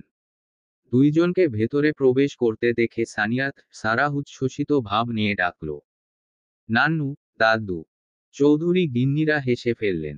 তারা এগিয়ে আসতেই সারহান বলল, সানিয়াত সারাজকে নিয়ে যাও। আমরা আসছি। তানিয়া বেগম হেসে বললেন, আমরা ওদের নিতেই এসেছি।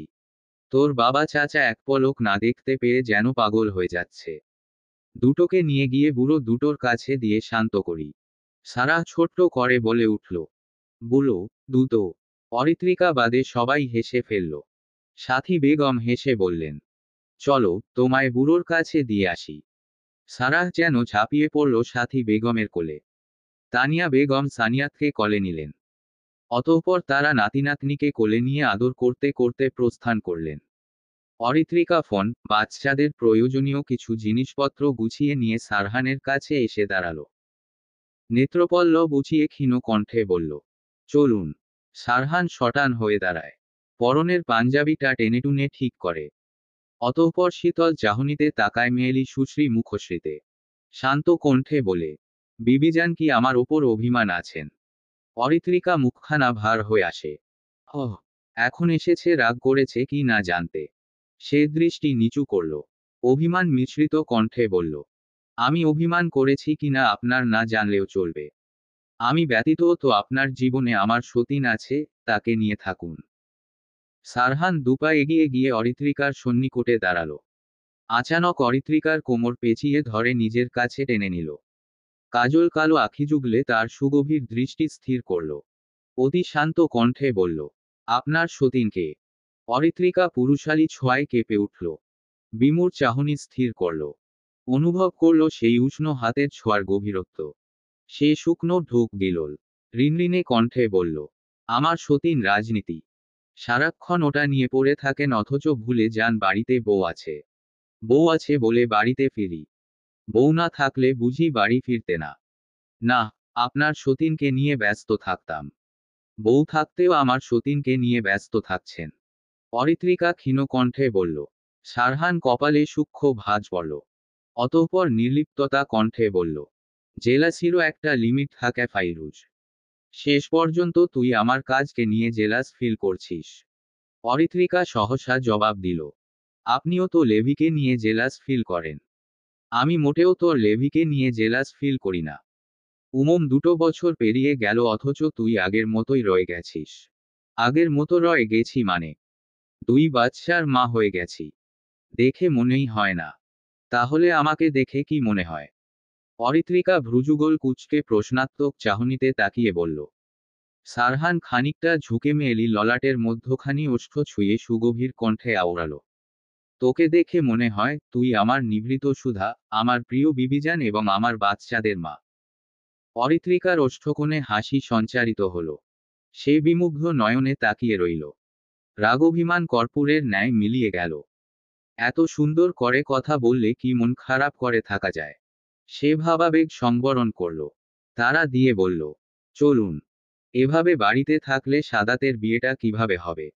বেচারা বোধ হয় অধৈর্য হয়ে গেছে। সারহান অরিত্রিকা ছেড়ে দিয়ে বলল, বিয়ে করার জন্য পাগল হয়ে যাচ্ছে। চলুন। চল। আহির, সানিয়া তার সারার সাথে মারামারি করবে না। যাও ভদ্র বাচ্চার মতো গিয়ে খেল। আবিরের কথা শুনে 2 বছরের ছোট্ট আহির চঞ্চল পায়ে ছুটে গেল কমিউনিটি সেন্টারের বরাদ্দকৃত রুমে। আবির সেই চঞ্চল পায়ে ছুটে যাওয়া দেখে হাসল। কেন যেন মনে হলো ছেলেটা একদম তার মতো হয়েছে। অরিন শাড়ি পরে হাঁটতে গিয়ে কুচি এলোমেলো করে ফেলেছে। সে দ্রুত পায়ে হেঁটে এসে আবিরের সামনে দাঁড়ালো। অনুনয় করে বলল, আবির, শাড়ির কুচিটা ঠিক করে দিন। আবির মেয়েলি কণ্ঠস্বর শুনে ঘাড় বাঁকিয়ে তাকায়। শাড়ি পরিহিত বউয়ের আগুনের ন্যায় রূপ দেখে বুকটা জ্বলে ওঠে। সে নিবিড় চাহনিতে পরখ করে তার একমাত্র বউকে। কপাল করে একটা সুন্দর বউ পেয়েছিল। মাঝে মাঝে মনে হয় সারহান বিয়েটা দিয়ে ঠিক করেছে। না হলে এত সুন্দর বউ কোথায় পেত? কি হলো? অমন ভাবে তাকিয়ে আছেন কেন? অরিন কৌতূহল নিয়ে বলল। আবির স্বাভাবিক হল। ওষ্ঠকোণে হাসি ফুটিয়ে হাঁটু গেড়ে বসল। অতঃপর নিখুঁতভাবে কুচি ঠিক করে দিতে লাগল। সেই কার্য সম্পাদন করতে করতে প্রশংসা করল, তোমাকে আজ আগুনের মতো সুন্দরী লাগছে। আহ! দেখা মাত্রই প্রেমের আগুন বুকে জ্বলছে। এভাবে আমাকে বারবার কেন ঘায়েল করব? এখন কি করব বলো? অসময়ে প্রেম প্রেম পাচ্ছে তো। অরিন হাসতে গিয়ে থেমে গেল। মানুষটা 2 বছরেও বদলালো না। যাই হোক, ভালোবাসাতে কোনো কমতি রাখে না। কপাল করে এমন একটা বর পেয়েছিল। এ যুগে এত ভালো মনের মানুষ হয়তো খুব কম আছে। সে মুখখানা গম্ভীর করার চেষ্টা করল। বলল, বুকে কি প্রেমানলের গোডাউন আছে? আমাকে দেখলেই জ্বলে উঠে। আবির কুচি ঠিক করে উঠে দাঁড়ালো। ওষ্ঠ কামড়ে হাসল। গোডাউন আছে। এ প্রেমানল শুধু তোমায় দেখে জ্বলে বউজান। জান ডেকে লাভ নেই। ভালোবেসে ডাকছি তো। আপনার ভালোবাসার ডাক পড়ে শুনব। চলুন, সাদাত আর ইশরার বিয়ে পড়ানো হবে। তুমি সব সময় এমন করো বউ। আবির মন খারাপ করে বলল। অরিন ফিক করে হেসে দিল। অতঃপর খানিকটা ঝুঁকে গিয়ে পুরুষালী গালে ওষ্ঠ ছুঁয়ে দিয়ে বলল, এবার চলুন। কথাটা বলে আবিরকে হাত ধরে টেনে নিয়ে গেল অরিন। সময় 2:10 চৌধুরী বাড়ির সবাই একটার আগে কমিউনিটি সেন্টারে পৌঁছেছে। আমন্ত্রিত মেহমানরা খাওয়া দাওয়ার পর্ব শেষ করেছে ইতোমধ্যে। এখন বিয়ে পোড়ানোর পালা। দেখেছেন আবির ভাইয়া আপুকে শাড়ির কুচি ঠিক করে দিচ্ছিল কত সুন্দরভাবে, অথচ আমি আপনাকে বলেছিলাম কিন্তু আপনি আমায় শাড়ির কুচি ঠিক করে দেননি। শাড়িও পরতে দেননি। বুঝেছি বিয়ের 2 বছর পর ভালোবাসা কমে গেছে। ইরফান আর রাহা স্টেজের সামনে সারি করে সাজানো চেয়ারে বসে আছে। কিছুক্ষণ পরেই শুরু হবে বিয়ের আনুষ্ঠানিকতা। ইরফান একটু আগে সারহানের সঙ্গে কথা বলে এসে বসেছে। বসার সাথে সাথেই কর্ণকুহরে ভেসে এল অভিমানী মেয়েলি কণ্ঠস্বর। সে তির্যক দৃষ্টিতে তাকালো রাহার গোলগাল মুখের দিকে, যেখানে অভিমান যেন স্পষ্ট ফুটে উঠেছে। রাহা পরেছে ঢিলেঢালা 3 পিস। আসলে সে শাড়ি পরতে চেয়েছিল, কিন্তু ইরফান রাজি হয়নি। কারণও যথেষ্ট যুক্তিসঙ্গত। রাহা 6 মাসের অন্তঃসত্ত্বা। এমন অবস্থায় শাড়ি পরে হাঁটাচলা করতে গেলে বিপদের ঝুঁকি থাকে। যদি পা পেঁচিয়ে পড়ে যায়, তবে বড় ধরনের ক্ষতি হতে পারে। শাড়ি পরতে দেয়নি বলে তুমি আমার ভালোবাসার দিকে আঙ্গুল তুলছো, রাহা। তোমার ভালোর জন্য নিষেধ করেছি। এটা অন্তত বোঝো। ইরফান শান্ত কণ্ঠে প্রত্যুত্তর করল। রাহা মুখখানা কাচুমাচু করল। সে জানে কেন ইরফান শাড়ি পরতে নিষেধ করেছে, অথচ বুঝেও অবুঝের মতো আচরণ করছে। আসলে প্রেগন্যান্ট হওয়ার পর থেকে মাঝে মধ্যে এমন হয়। ইরফান বুঝতে পারল, রাহা হয়তো ব্যাপারটা বুঝতে পেরেছে। সে কোমল কণ্ঠে বলল, ইরাধ্যার আম্মু। রাহা চকিত নয়নে তাকালো। মন খারাপ নিমেষেই ভুলে গেল। ড্যাব ড্যাব করে চাইল ভালোবাসার মানুষটির মুখপানে। অস্ফুট স্বরে আওড়ালো, হম। আমার সামনে মন খারাপ করে থাকবে না বুঝলে। দেখতে ভীষণ বাজে লাগে। হুমুম। শোনো, আমাদের ইরাধ্যার জন্মের পর যত ইচ্ছে শাড়ি পরো। দরকার হলে আমি তোমায় আরো শাড়ি কিনে দেব। কিন্তু এ 3 মাস একটু সাবধানে থাকতে হবে, বুঝেছ? মনে আছে নিশ্চয়ই, 3 মাস আগে আমার ফ্রেন্ডের বিয়েতে শাড়ি পরে গিয়েছিলে। সেখানে শাড়ি পায়ে জড়িয়ে পড়ে গিয়েছিলে। ভাগ্য ভালো ছিল আমাদের বাচ্চার কিছু হয়নি। আচ্ছা, আর বায়না করব না। রাহা মোহিত নয়নে তাকিয়ে মিষ্টি হেসে বলল। ইরফান মেয়েলি হাতটা তার মুঠোবন্দি করে করল। নরম কণ্ঠে বলল, বায়না করবে? তবে এই সময়ে শাড়ি পরার বায়না করা যাবে না লক্ষ্মীটি। রাহার হাসির মাত্রা বাড়ল। আচ্ছা, মিস্টার ইয়ারফোন। দুজনের কথোপকথনের সমাপ্তি ঘটল আজমল সাহেবের কথায়। তিনি আহিরকে কোলে নিয়ে এসে তাদের সামনে দাঁড়ালেন। বললেন, ইরফান, আহিরকে একটু রাখো। আমি কাজী সাহেবের সাথে কথা বলে আসি। ছোট্ট আহির নানুর গলা চেপে আধো আধো কণ্ঠে বলল, দাব না। আজমল সাহেব হতাশ হলেন। কোমল কণ্ঠে বললেন, নানু ভাই, মামার কাছে যাও। আহির মুখ ভার করে বলল, তকেত। ইরফান উঠে দাঁড়ালো। মৃদু হেসে বলল, চলো চকলেট কিনে নিয়ে আসি আহির বাবু। কথাটা শুনতাই ইরফানের কোলে ঝাঁপিয়ে পড়ল আহির। দুহাতে কাঁধ জড়িয়ে বলল, তলো। সবাই হেসে ফেলল। ইরফান আহিরকে নিয়ে কমিউনিটি সেন্টারের বাহিরে চলে গেল। আজমল সাহেব হেসে প্রস্থান করলেন। অরিত্রিকা এক হাতে শাড়ি উঁচিয়ে ধরে হাঁটছে আর আশেপাশে তাকিয়ে রাহাকে খুঁজছে। চেয়ারে বসমান দেখে সে এগিয়ে আসলো। সম্মুখে দাঁড়িয়ে বলল, তুই এখানে একা বসে কি করছিস? রাহা বান্ধবীর দিকে তাকিয়ে বলল, বসেছিলাম। ইশরা তোকে ডাকছে। আমাকে কেন ডাকছে? আমি কি জানি তোর ননদ কেন ডাকছে। আচ্ছা চল। কথাটা বলে উঠে দাঁড়ালো রাহা। অরিত্রিকা বান্ধবীর বাহু ধরে আস্তে ধীরে নিয়ে যেতে লাগলো ইশরার কাছে। বিকেল 3টা পেরিয়েছে। সাদাত ও ইশরার বিয়ের সব আনুষ্ঠানিকতা শেষ হয়েছে। দীর্ঘ 3 বছরের অপেক্ষার পর তারা অবশেষে একে অপরকে জীবনসঙ্গী হিসেবে পেল, তাই দুজনের মনেই আনন্দের ছোঁয়া। সাদাতের এখনো স্থায়ী চাকরি হয়নি, তবে ফ্রিল্যান্সিং করে সে যথেষ্ট আয় করছে। এই বিষয়টি ভেবে আরশাদ সাহেব আর দেরি করেননি। তিনি মনে করেছেন ছেলে স্ত্রীকে ভরণপোষণ করার মতো সক্ষমতা অর্জন করেছে। তাই আর অপেক্ষা না করে বিয়েটা সেরে দিলেন। যদি সাদাতের আয় না থাকতো, হয়তো বিয়েটি আরও পিছিয়ে যেত। ইস্যু, আজ তোকে দেখে আমার বউ মনে হচ্ছে। ভরাট কণ্ঠস্বর কর্ণকুহরে প্রবেশ করতেই চমকাল ইশরা। ঘাড় বাঁকিয়ে গভীর দৃষ্টিতে তাকালো শেরওয়ানি পরিহিত বর্বেশে সাদাতের দিকে।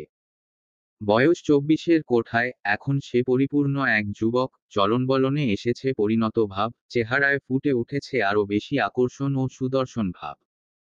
আগের তুলনায় অনেকটা বদলে গেলেও ভেতরের মানুষটা ঠিক আগের মতোই আছে। সময়ের স্রোতে কেটে গেল কয়েক বছর, আর আজ অবশেষে সে তার ভালোবাসার মানুষকে পেল। অজান্তেই ঠোঁটে ফুটল মিষ্টি হাসি, সাদাতের গভীর চাহনি ও মায়ভরা কথার ভঙ্গিতে সে লজ্জায় লাল হয়ে উঠল।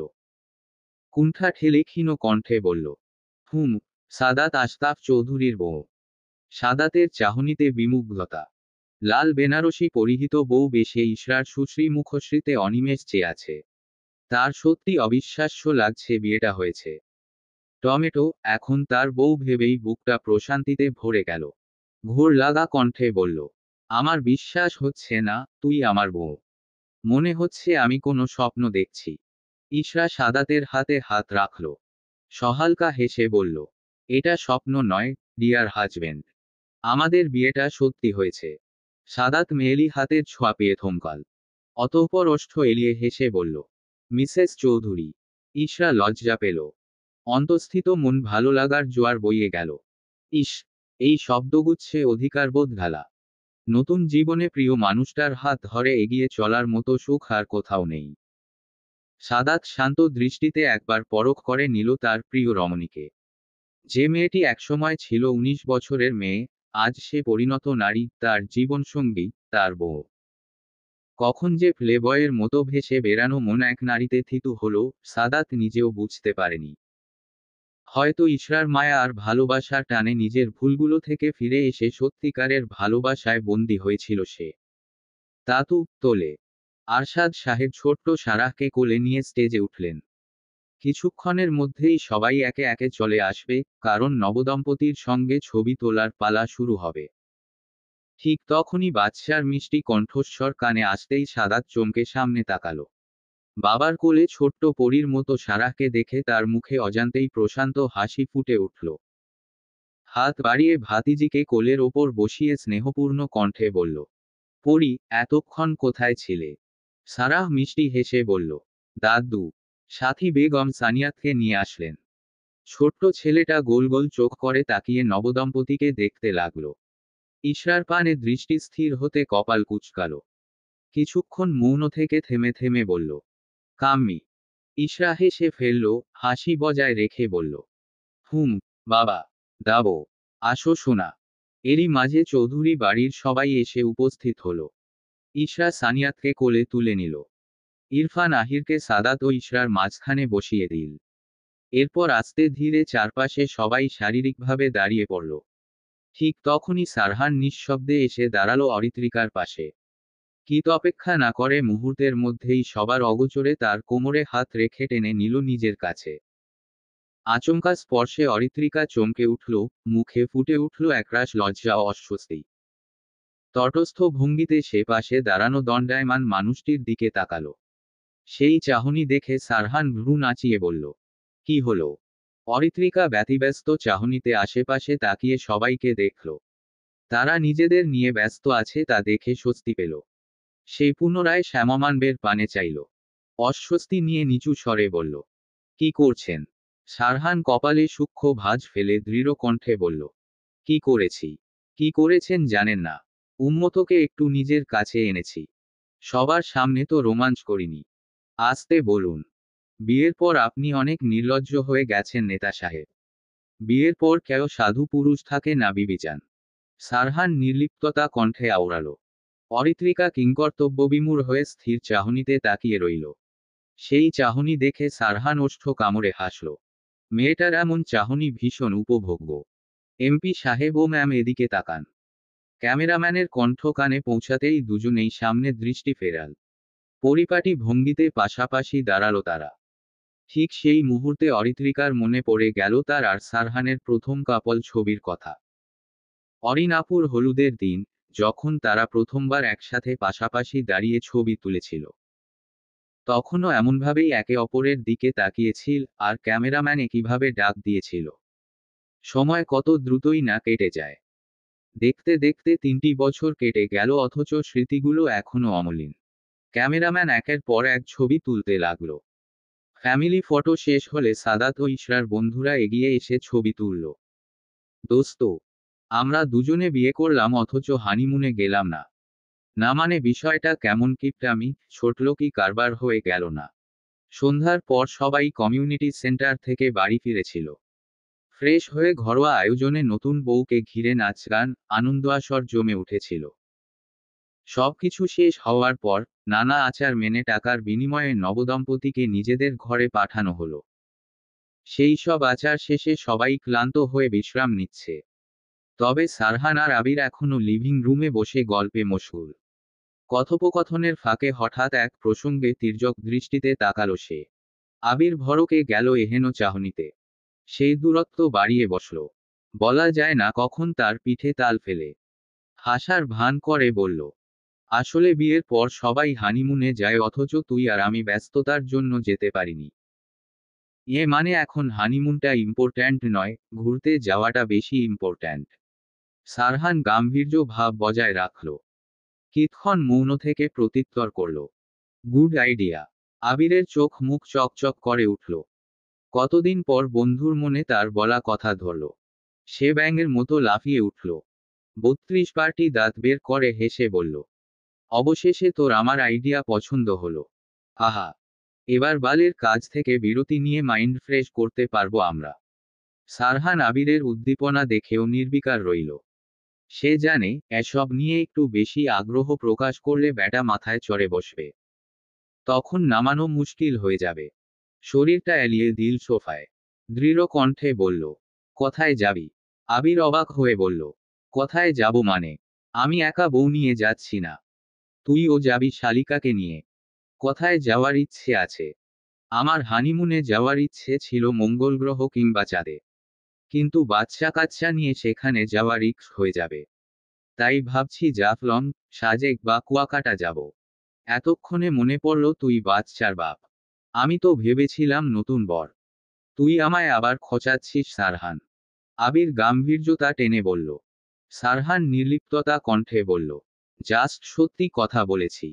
আবির কটমট করে তাকিয়ে দৃঢ় কণ্ঠে বলল, বাচ্চার বাপ হয়েছি তাই কি? কোথাও কি লেখা আছে বাচ্চার বাপ হলে হানিমুন করা যাবে না? বিয়ে হয়েছে ৩ বছর আগে আর হানিমুন প্ল্যান করছিস ৩ বছর পর। তুই রিসেশনের আগে বাচ্চাদের বাপ হয়েছিলি, তাতে কিছু হয়নি, আর আমি বিয়ের ৩ বছর পর হানিমুন প্ল্যান করলে দোষ। তোকে নিষেধ করেছিলাম ওই টপিক না টানতে, অথচ তুই তুই বল আমার প্ল্যানে সামিল হবি নাকি? সারহান কিছু বলতে যাচ্ছিল কিন্তু আবির কথা থামিয়ে দিয়ে সিরিয়াস ভাবে বলল। সারহানের কপালে সূক্ষ্ম ভাঁজ পড়ল। এ ছেলে হঠাৎ হানিমুন নিয়ে কেন পড়ল? যাই হোক, এর ফাঁদে পা দেওয়া যাবে না। সে কণ্ঠে স্বাভাবিকতা এনে বলল, ওহু, আই অ্যাম নট ইন্টারেস্টেড। আবির রাগত স্বরে বলল, বুঝেছি, তোকে বলে কোনো কাজ নেই। এ বিষয় নিয়ে শালিকার সাথে কথা বলতে হবে। ওকে কেন টানছিস? কারণ তুই বউয়ের আবদার শুনিস। একদম ফাইরুজের মাথায় ওসব ঢোকাবি না। এমনি দুবাচ্চা নিয়ে হিমশিম খায়। তুই আমার প্ল্যানে সবসময় পানি ঢেলে দিস সারহান। তুই আর আমার শ্বশুরাব্বা একই কোম্পানির আলাদা প্রোডাক্ট। স্লা কোনো ইচ্ছের দাম দিস না। আবির বিরক্তিসূচক কণ্ঠে বলে উঠল। সারহান ভাইসম বন্ধুর দিকে তাকালো। ইস, বেচারার মুখখানা দেখার মতো হয়েছে। সে নড়েচড়ে উঠল। ভ্রুযুগল গুটিয়ে গম্ভীর কণ্ঠে বলল, সাজেক ভ্যালি, ইনানিতে গেলে মন্দ হয় না। আবির অবিশ্বাস্য চাহনিতে তাকিয়ে বলল, তার মানে তুই রাজি? ভেবে দেখলাম বিয়ের পর হানিমুনে যেতে পারলাম না, এবার না হয় বউ বাচ্চা নিয়ে যাই। আরে হো দোস্ত, ধন্যবাদ। সামনে মাসেই কিন্তু যাব। ওকে। সাজেকে ভ্যালি আর ইনানিতে যাওয়ার সব খরচ আমার। না মানে, এত করে যখন বলছিস তাহলে সব খরচ তুই কর। আবির হেসে বলল। সারহানের ওষ্ঠকোণ প্রসারিত হল। আজমল সাহেব সিঁড়ি বেয়ে নিচে আসতেই দেখলেন দুই জামাই বসে আছে। তিনি ঠাটবাট নিয়ে এগিয়ে এলেন। সোফায় না বসে দাঁড়িয়ে থেকে বললেন, তোমরা দুজন না ঘুমিয়ে এখানে কি করছো? সারহান, আবির তৎক্ষণাৎ সামনে তাকালো। আবির শ্বশুরকে দেখে ভড়কে গেল। তবুও নিজেকে স্বাভাবিক রেখে হাসার ভান করে বলল, কথা বলছিলাম। কি কথা? ইয়ে ইয়ে ইয়ে না করে বলো। আমিও শুনি রাত জেগে জামাইরা কি গল্প করছে। ওই আব্বাজান হানি। কথাটা উচ্চারণ করতে গিয়েও বন্ধুর তীক্ষ্ণ চাহনি দেখে থেমে গেল। আজমল সাহেব কৌতূহলী ভাব নিয়ে জিজ্ঞেস করলেন, হানি কি? আবির আমতা আমতা করে বলল, হানিফের মেয়ে এক ছেলের সাথে পালিয়ে গেছে। দুজনে নাকি বিয়ে করে এখন সাজেক ভ্যালি আছে। এসব সহ্য না করতে পেরে বেচারা অসুস্থ হয়ে গেছে। তাই আর কি সারহানকে বলছিলাম। হানিফকে? আমার বন্ধুর চাচাতো ভাইয়ের মামাতো বোনের ফুপাতো ভাইয়ের ননদের ভাসুরের দুঃসম্পর্কের নানার ফুপাতো শালার ছেলে হানিফ। আবির ভুজুং বুঝিয়ে ক্ষান্ত হল। আজমল সাহেব হতভম্ব হয়ে গেল সম্পর্কের সমীকরণ শুনে। এ ছেলে নিশ্চয়ই মশকরা করছে। তিনি বিরক্তি বোধ করলেন। গম্ভীর কণ্ঠে বললেন, তুমি আমার সাথে মশকরা করছো? আবির জিভ কেটে মাথায় হাত দিয়ে কসম কেটে বলল, আপনি আমার গুরুজন।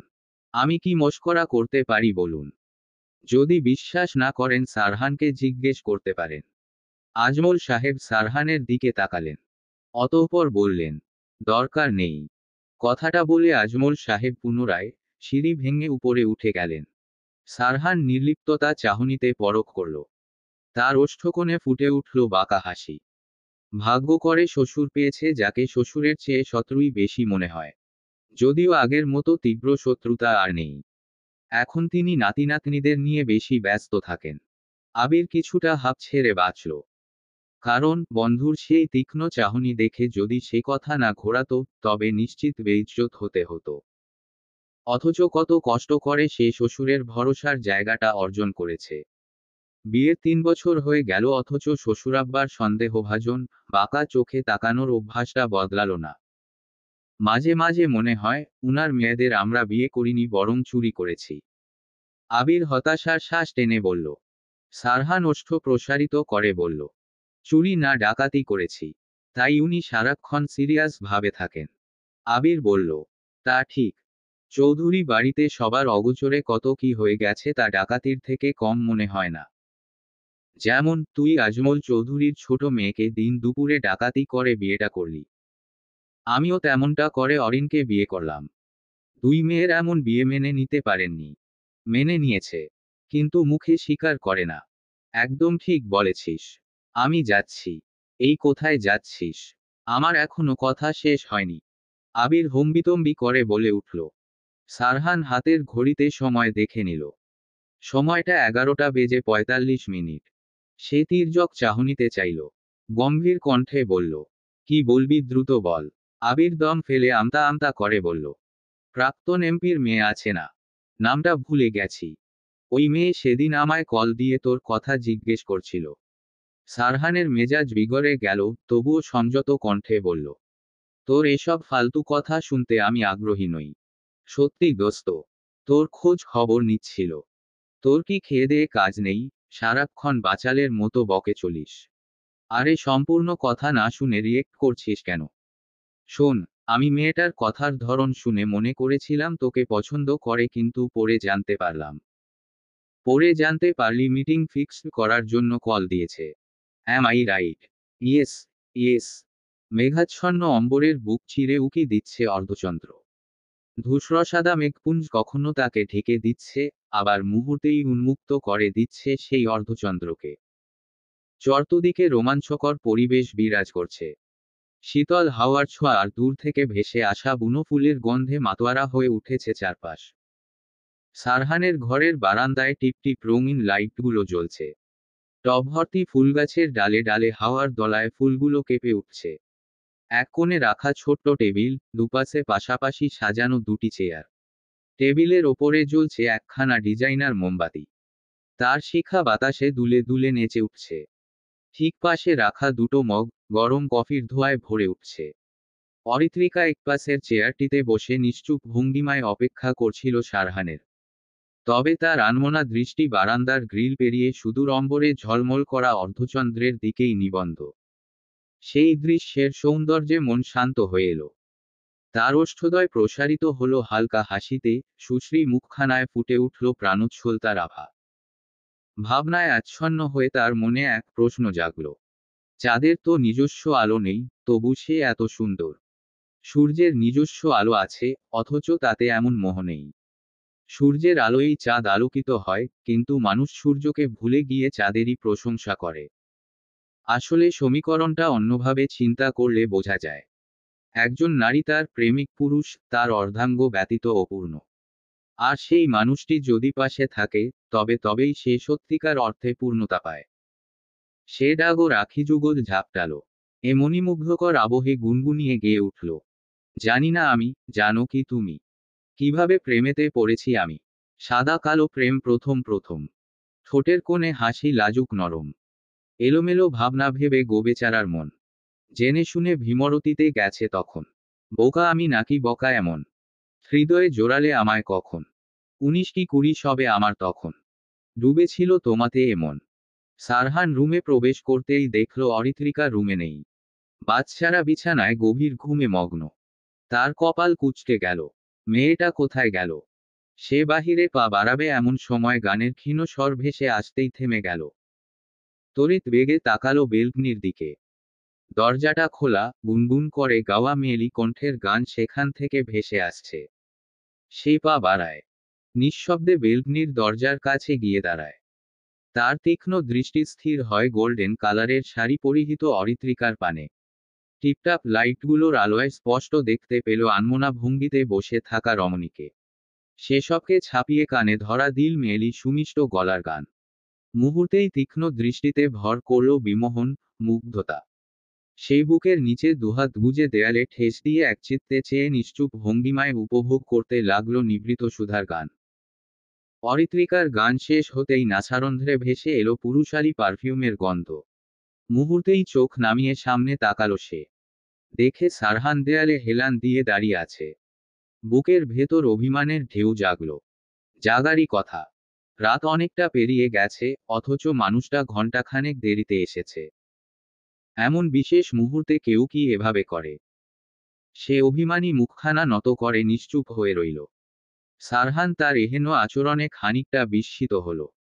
তারপর শটান হয়ে দাঁড়িয়ে এগিয়ে এসে চেয়ারটিতে বসল।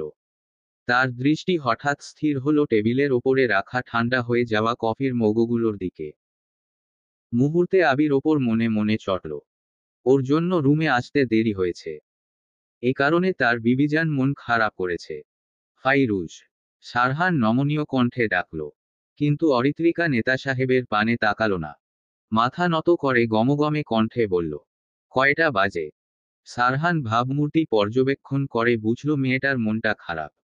সে তাড়াতাড়ি আসতে চেয়েছিল কিন্তু আবিরের পাল্লায় পড়ে দেরি হয়ে গেছে। সে টপ্ত শ্বাস ফেলল। কণ্ঠে স্বাভাবিকতা বজায় রেখে বলল, 1টা বাজে। আজ কয় তারিখ?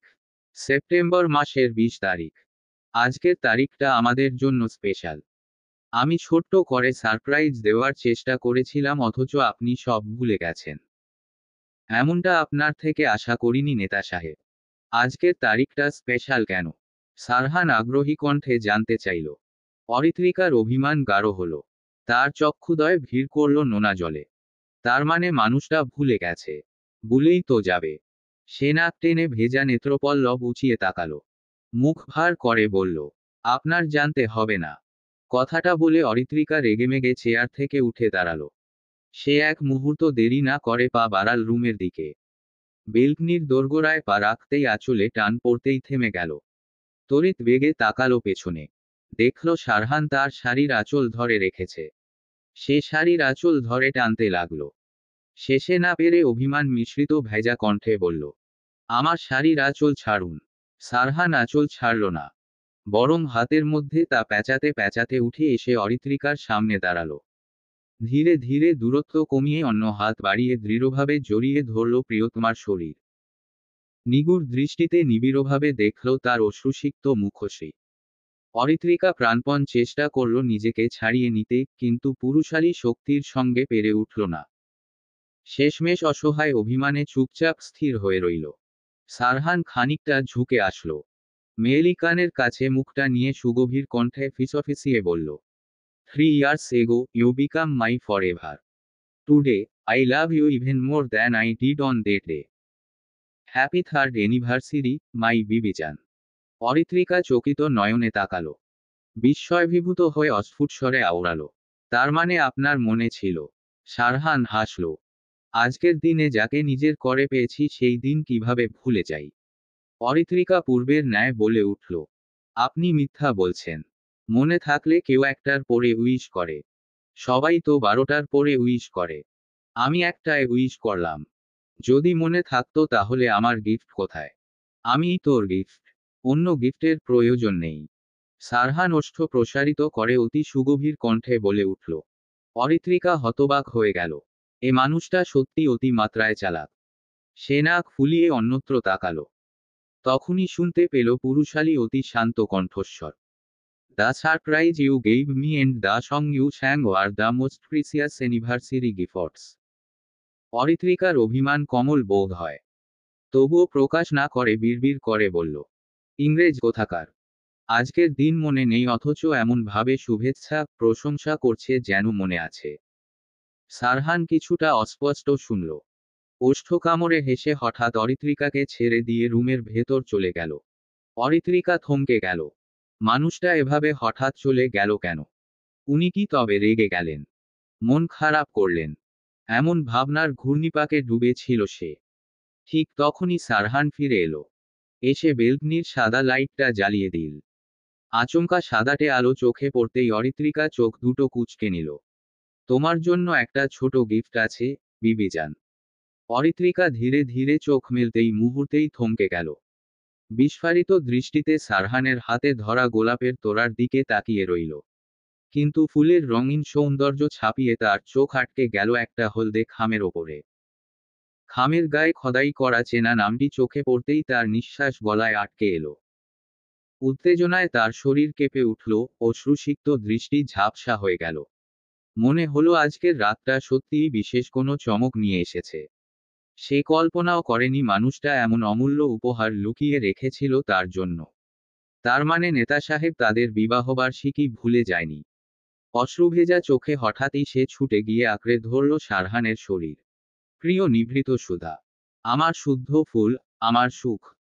প্রিয় নিভৃত সুধা, সম্বোধনটা আমি ভালোবেসে লিখলাম।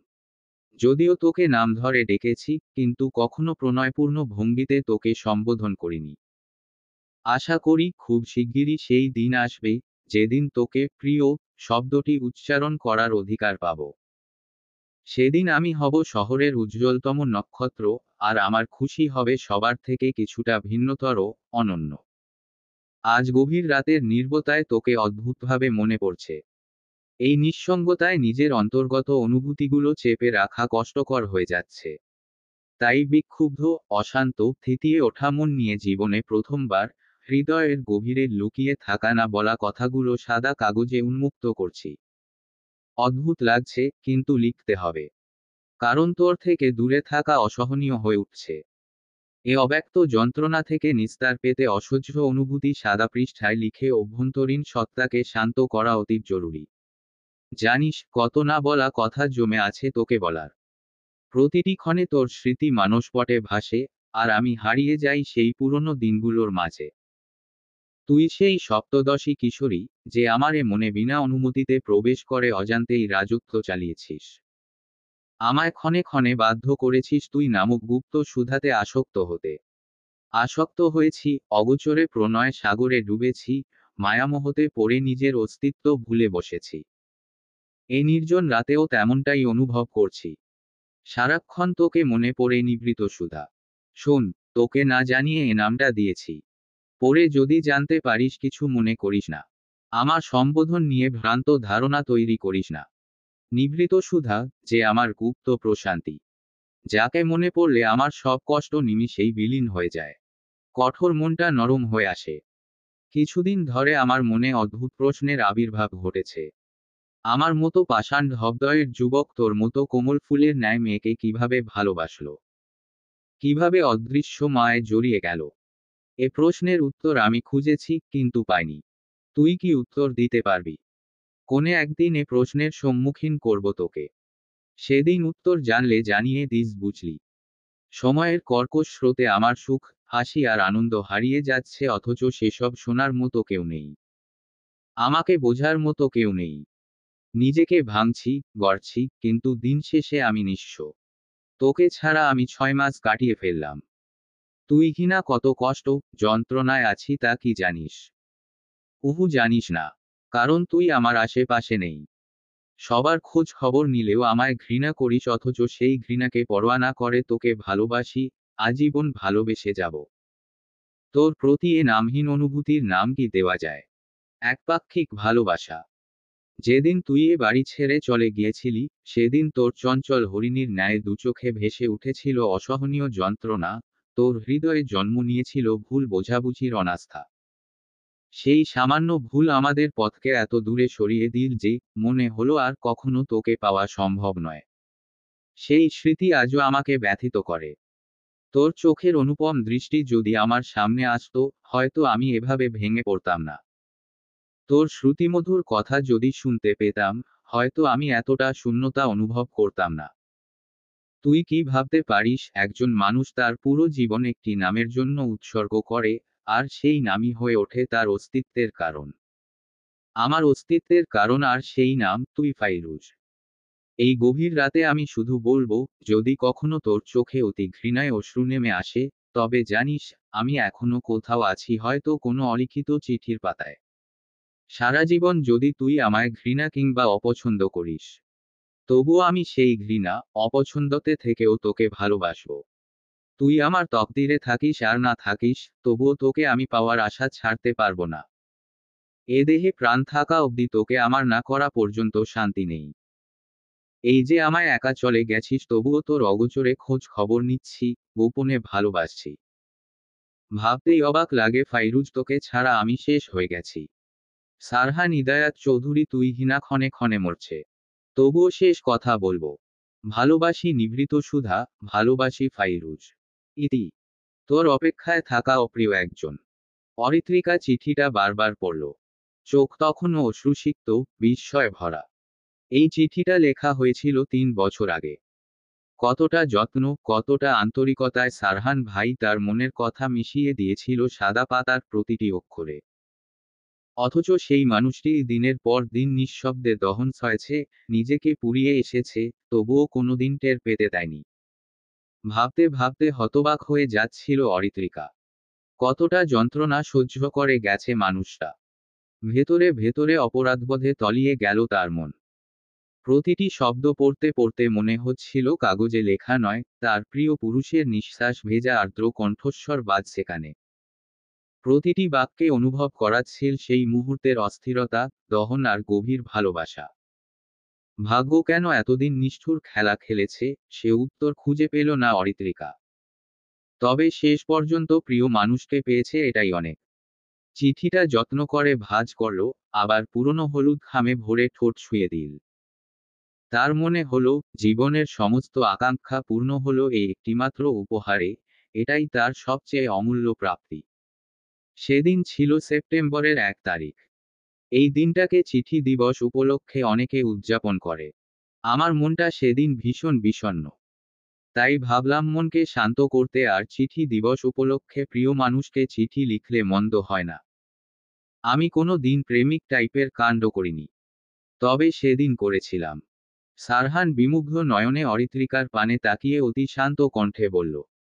অরিত্রিকা নেত্রপল্লব তুলতেই পূর্ণ দৃষ্টিতে ধরা দিল প্রিয় পুরুষটির অবয়ব।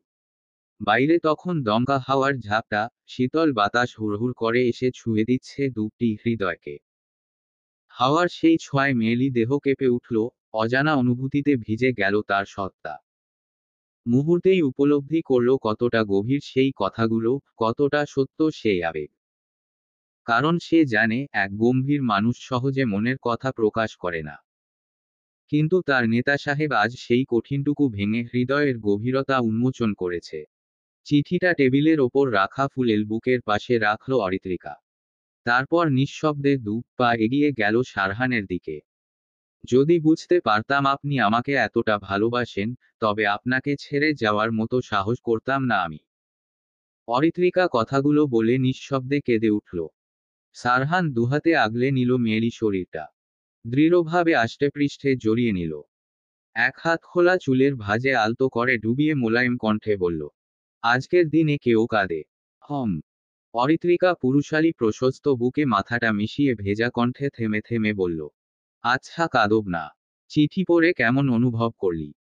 আপনার ভালোবাসা কতটা গভীর, তা আমি পুরোপুরি অনুভব করতে পেরেছি।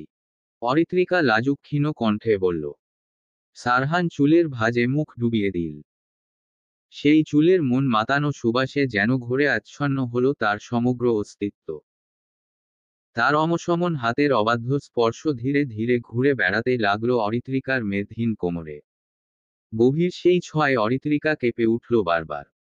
2 হাতে আঁকড়ে ধরল সারহানের সুঠাম দেহ, শুভ্র পাঞ্জাবির ভাঁজে লুকোতে চাইল তার অস্থিরতা। মুহূর্তেই দুটি সত্তা হয়ে উঠল অবাধ্য, অনিয়ন্ত্রিত। হঠাৎ করেই সারহান তাকে কোলে তুলে নিল। ভয়ে অরিত্রিকার চোখ মুখ কেঁপে উঠল, গলা আঁকড়ে ধরল শক্ত করে যেন না ধরলে পড়ে যাবে। পুরুষালী তীক্ষ্ণ দৃষ্টি ছুঁড়ে এল তার সুশ্রী মুখপানে। সেই দৃষ্টি ছিল নিগুড়, সম্মোহনী আর ঘোরে ভরানো। সেই চাহনি অরিত্রিকার ভেতরে অজানা কাঁপন তুলল। আর সারহান জানতে চাইল। অরিত্রিকা কাজল কালো আঁখি তুলে তাকাতেই তার সর্বাঙ্গে কাঁপনের মাত্রা বাড়ল। কি জবাব দিবে তা নিমেষে ভুলে গেল। গভীর নদীর মতো সেই নয়নপল্লবে চোখ রাখতেই সারহানের বেখেয়ালি মন সম্মোহনের আবেশে হারিয়ে গেল। তার নিগুড় চাহনি স্থির হলো অরিত্রিকার কম্পমান গোলাপি ওষ্ঠে। কেন যেন তা আফিমের ন্যায় টানল। সে বেসামাল মন নিয়ন্ত্রণ না করে ধীরে ঝুঁকে এসে গাঢ় উষ্ণ ছোঁয়া দিল গোলাপি ওষ্ঠদ্বয়ের ভাঁজে। মুহূর্তেই অরিত্রিকার শরীরে বিদ্যুৎ তরঙ্গের মতো শিহরণ বয়ে গেল, রন্ধ্রে রন্ধ্রে জেগে উঠল অনিয়ন্ত্রিত অনুভূতির জোয়ার। সেই ছোঁয়া স্থায়ী হল দীর্ঘক্ষণ। মেয়েলি দেহখানা ক্ষণে ক্ষণে কেঁপে উঠল আবেগে। কিছু সময় পর সারহান মুখখানা সরিয়ে চোখ তুলে লাজে নত অরিত্রিকার দৃষ্টি এক ঝলক অবলোকন করল, অতঃপর ধীরপায়ে রুমের দিকে এগিয়ে যেতে লাগল। মেয়েলি লাজে রাঙা মুখে সতৃষ্ণ চাহনি স্থির রেখে হঠাৎ আবেশিত দৃঢ় কণ্ঠে বলল, সবরূপে, সর্বক্ষণ, সারা জীবন, আমি সারহান ইদায়াত চৌধুরী তোকে ভালোবাসব, ভালোবেসে যাব। তুই আমার জীবনের পূর্ণতা, আমার প্রতিটি নিঃশ্বাসে তোর নাম লেখা। আমি যতদিন বেঁচে থাকব এই হৃদয়ের প্রতিটি স্পন্দন শুধু তোর জন্যই ধ্বনিত হবে, নিভৃত সুধা। সমাপ্ত। গল্প প্রণয়ের সন্ধিক্ষণে। লেখনীতে আদ্রিতা নিশি। অন্তিম পর্ব। দ্বিতীয়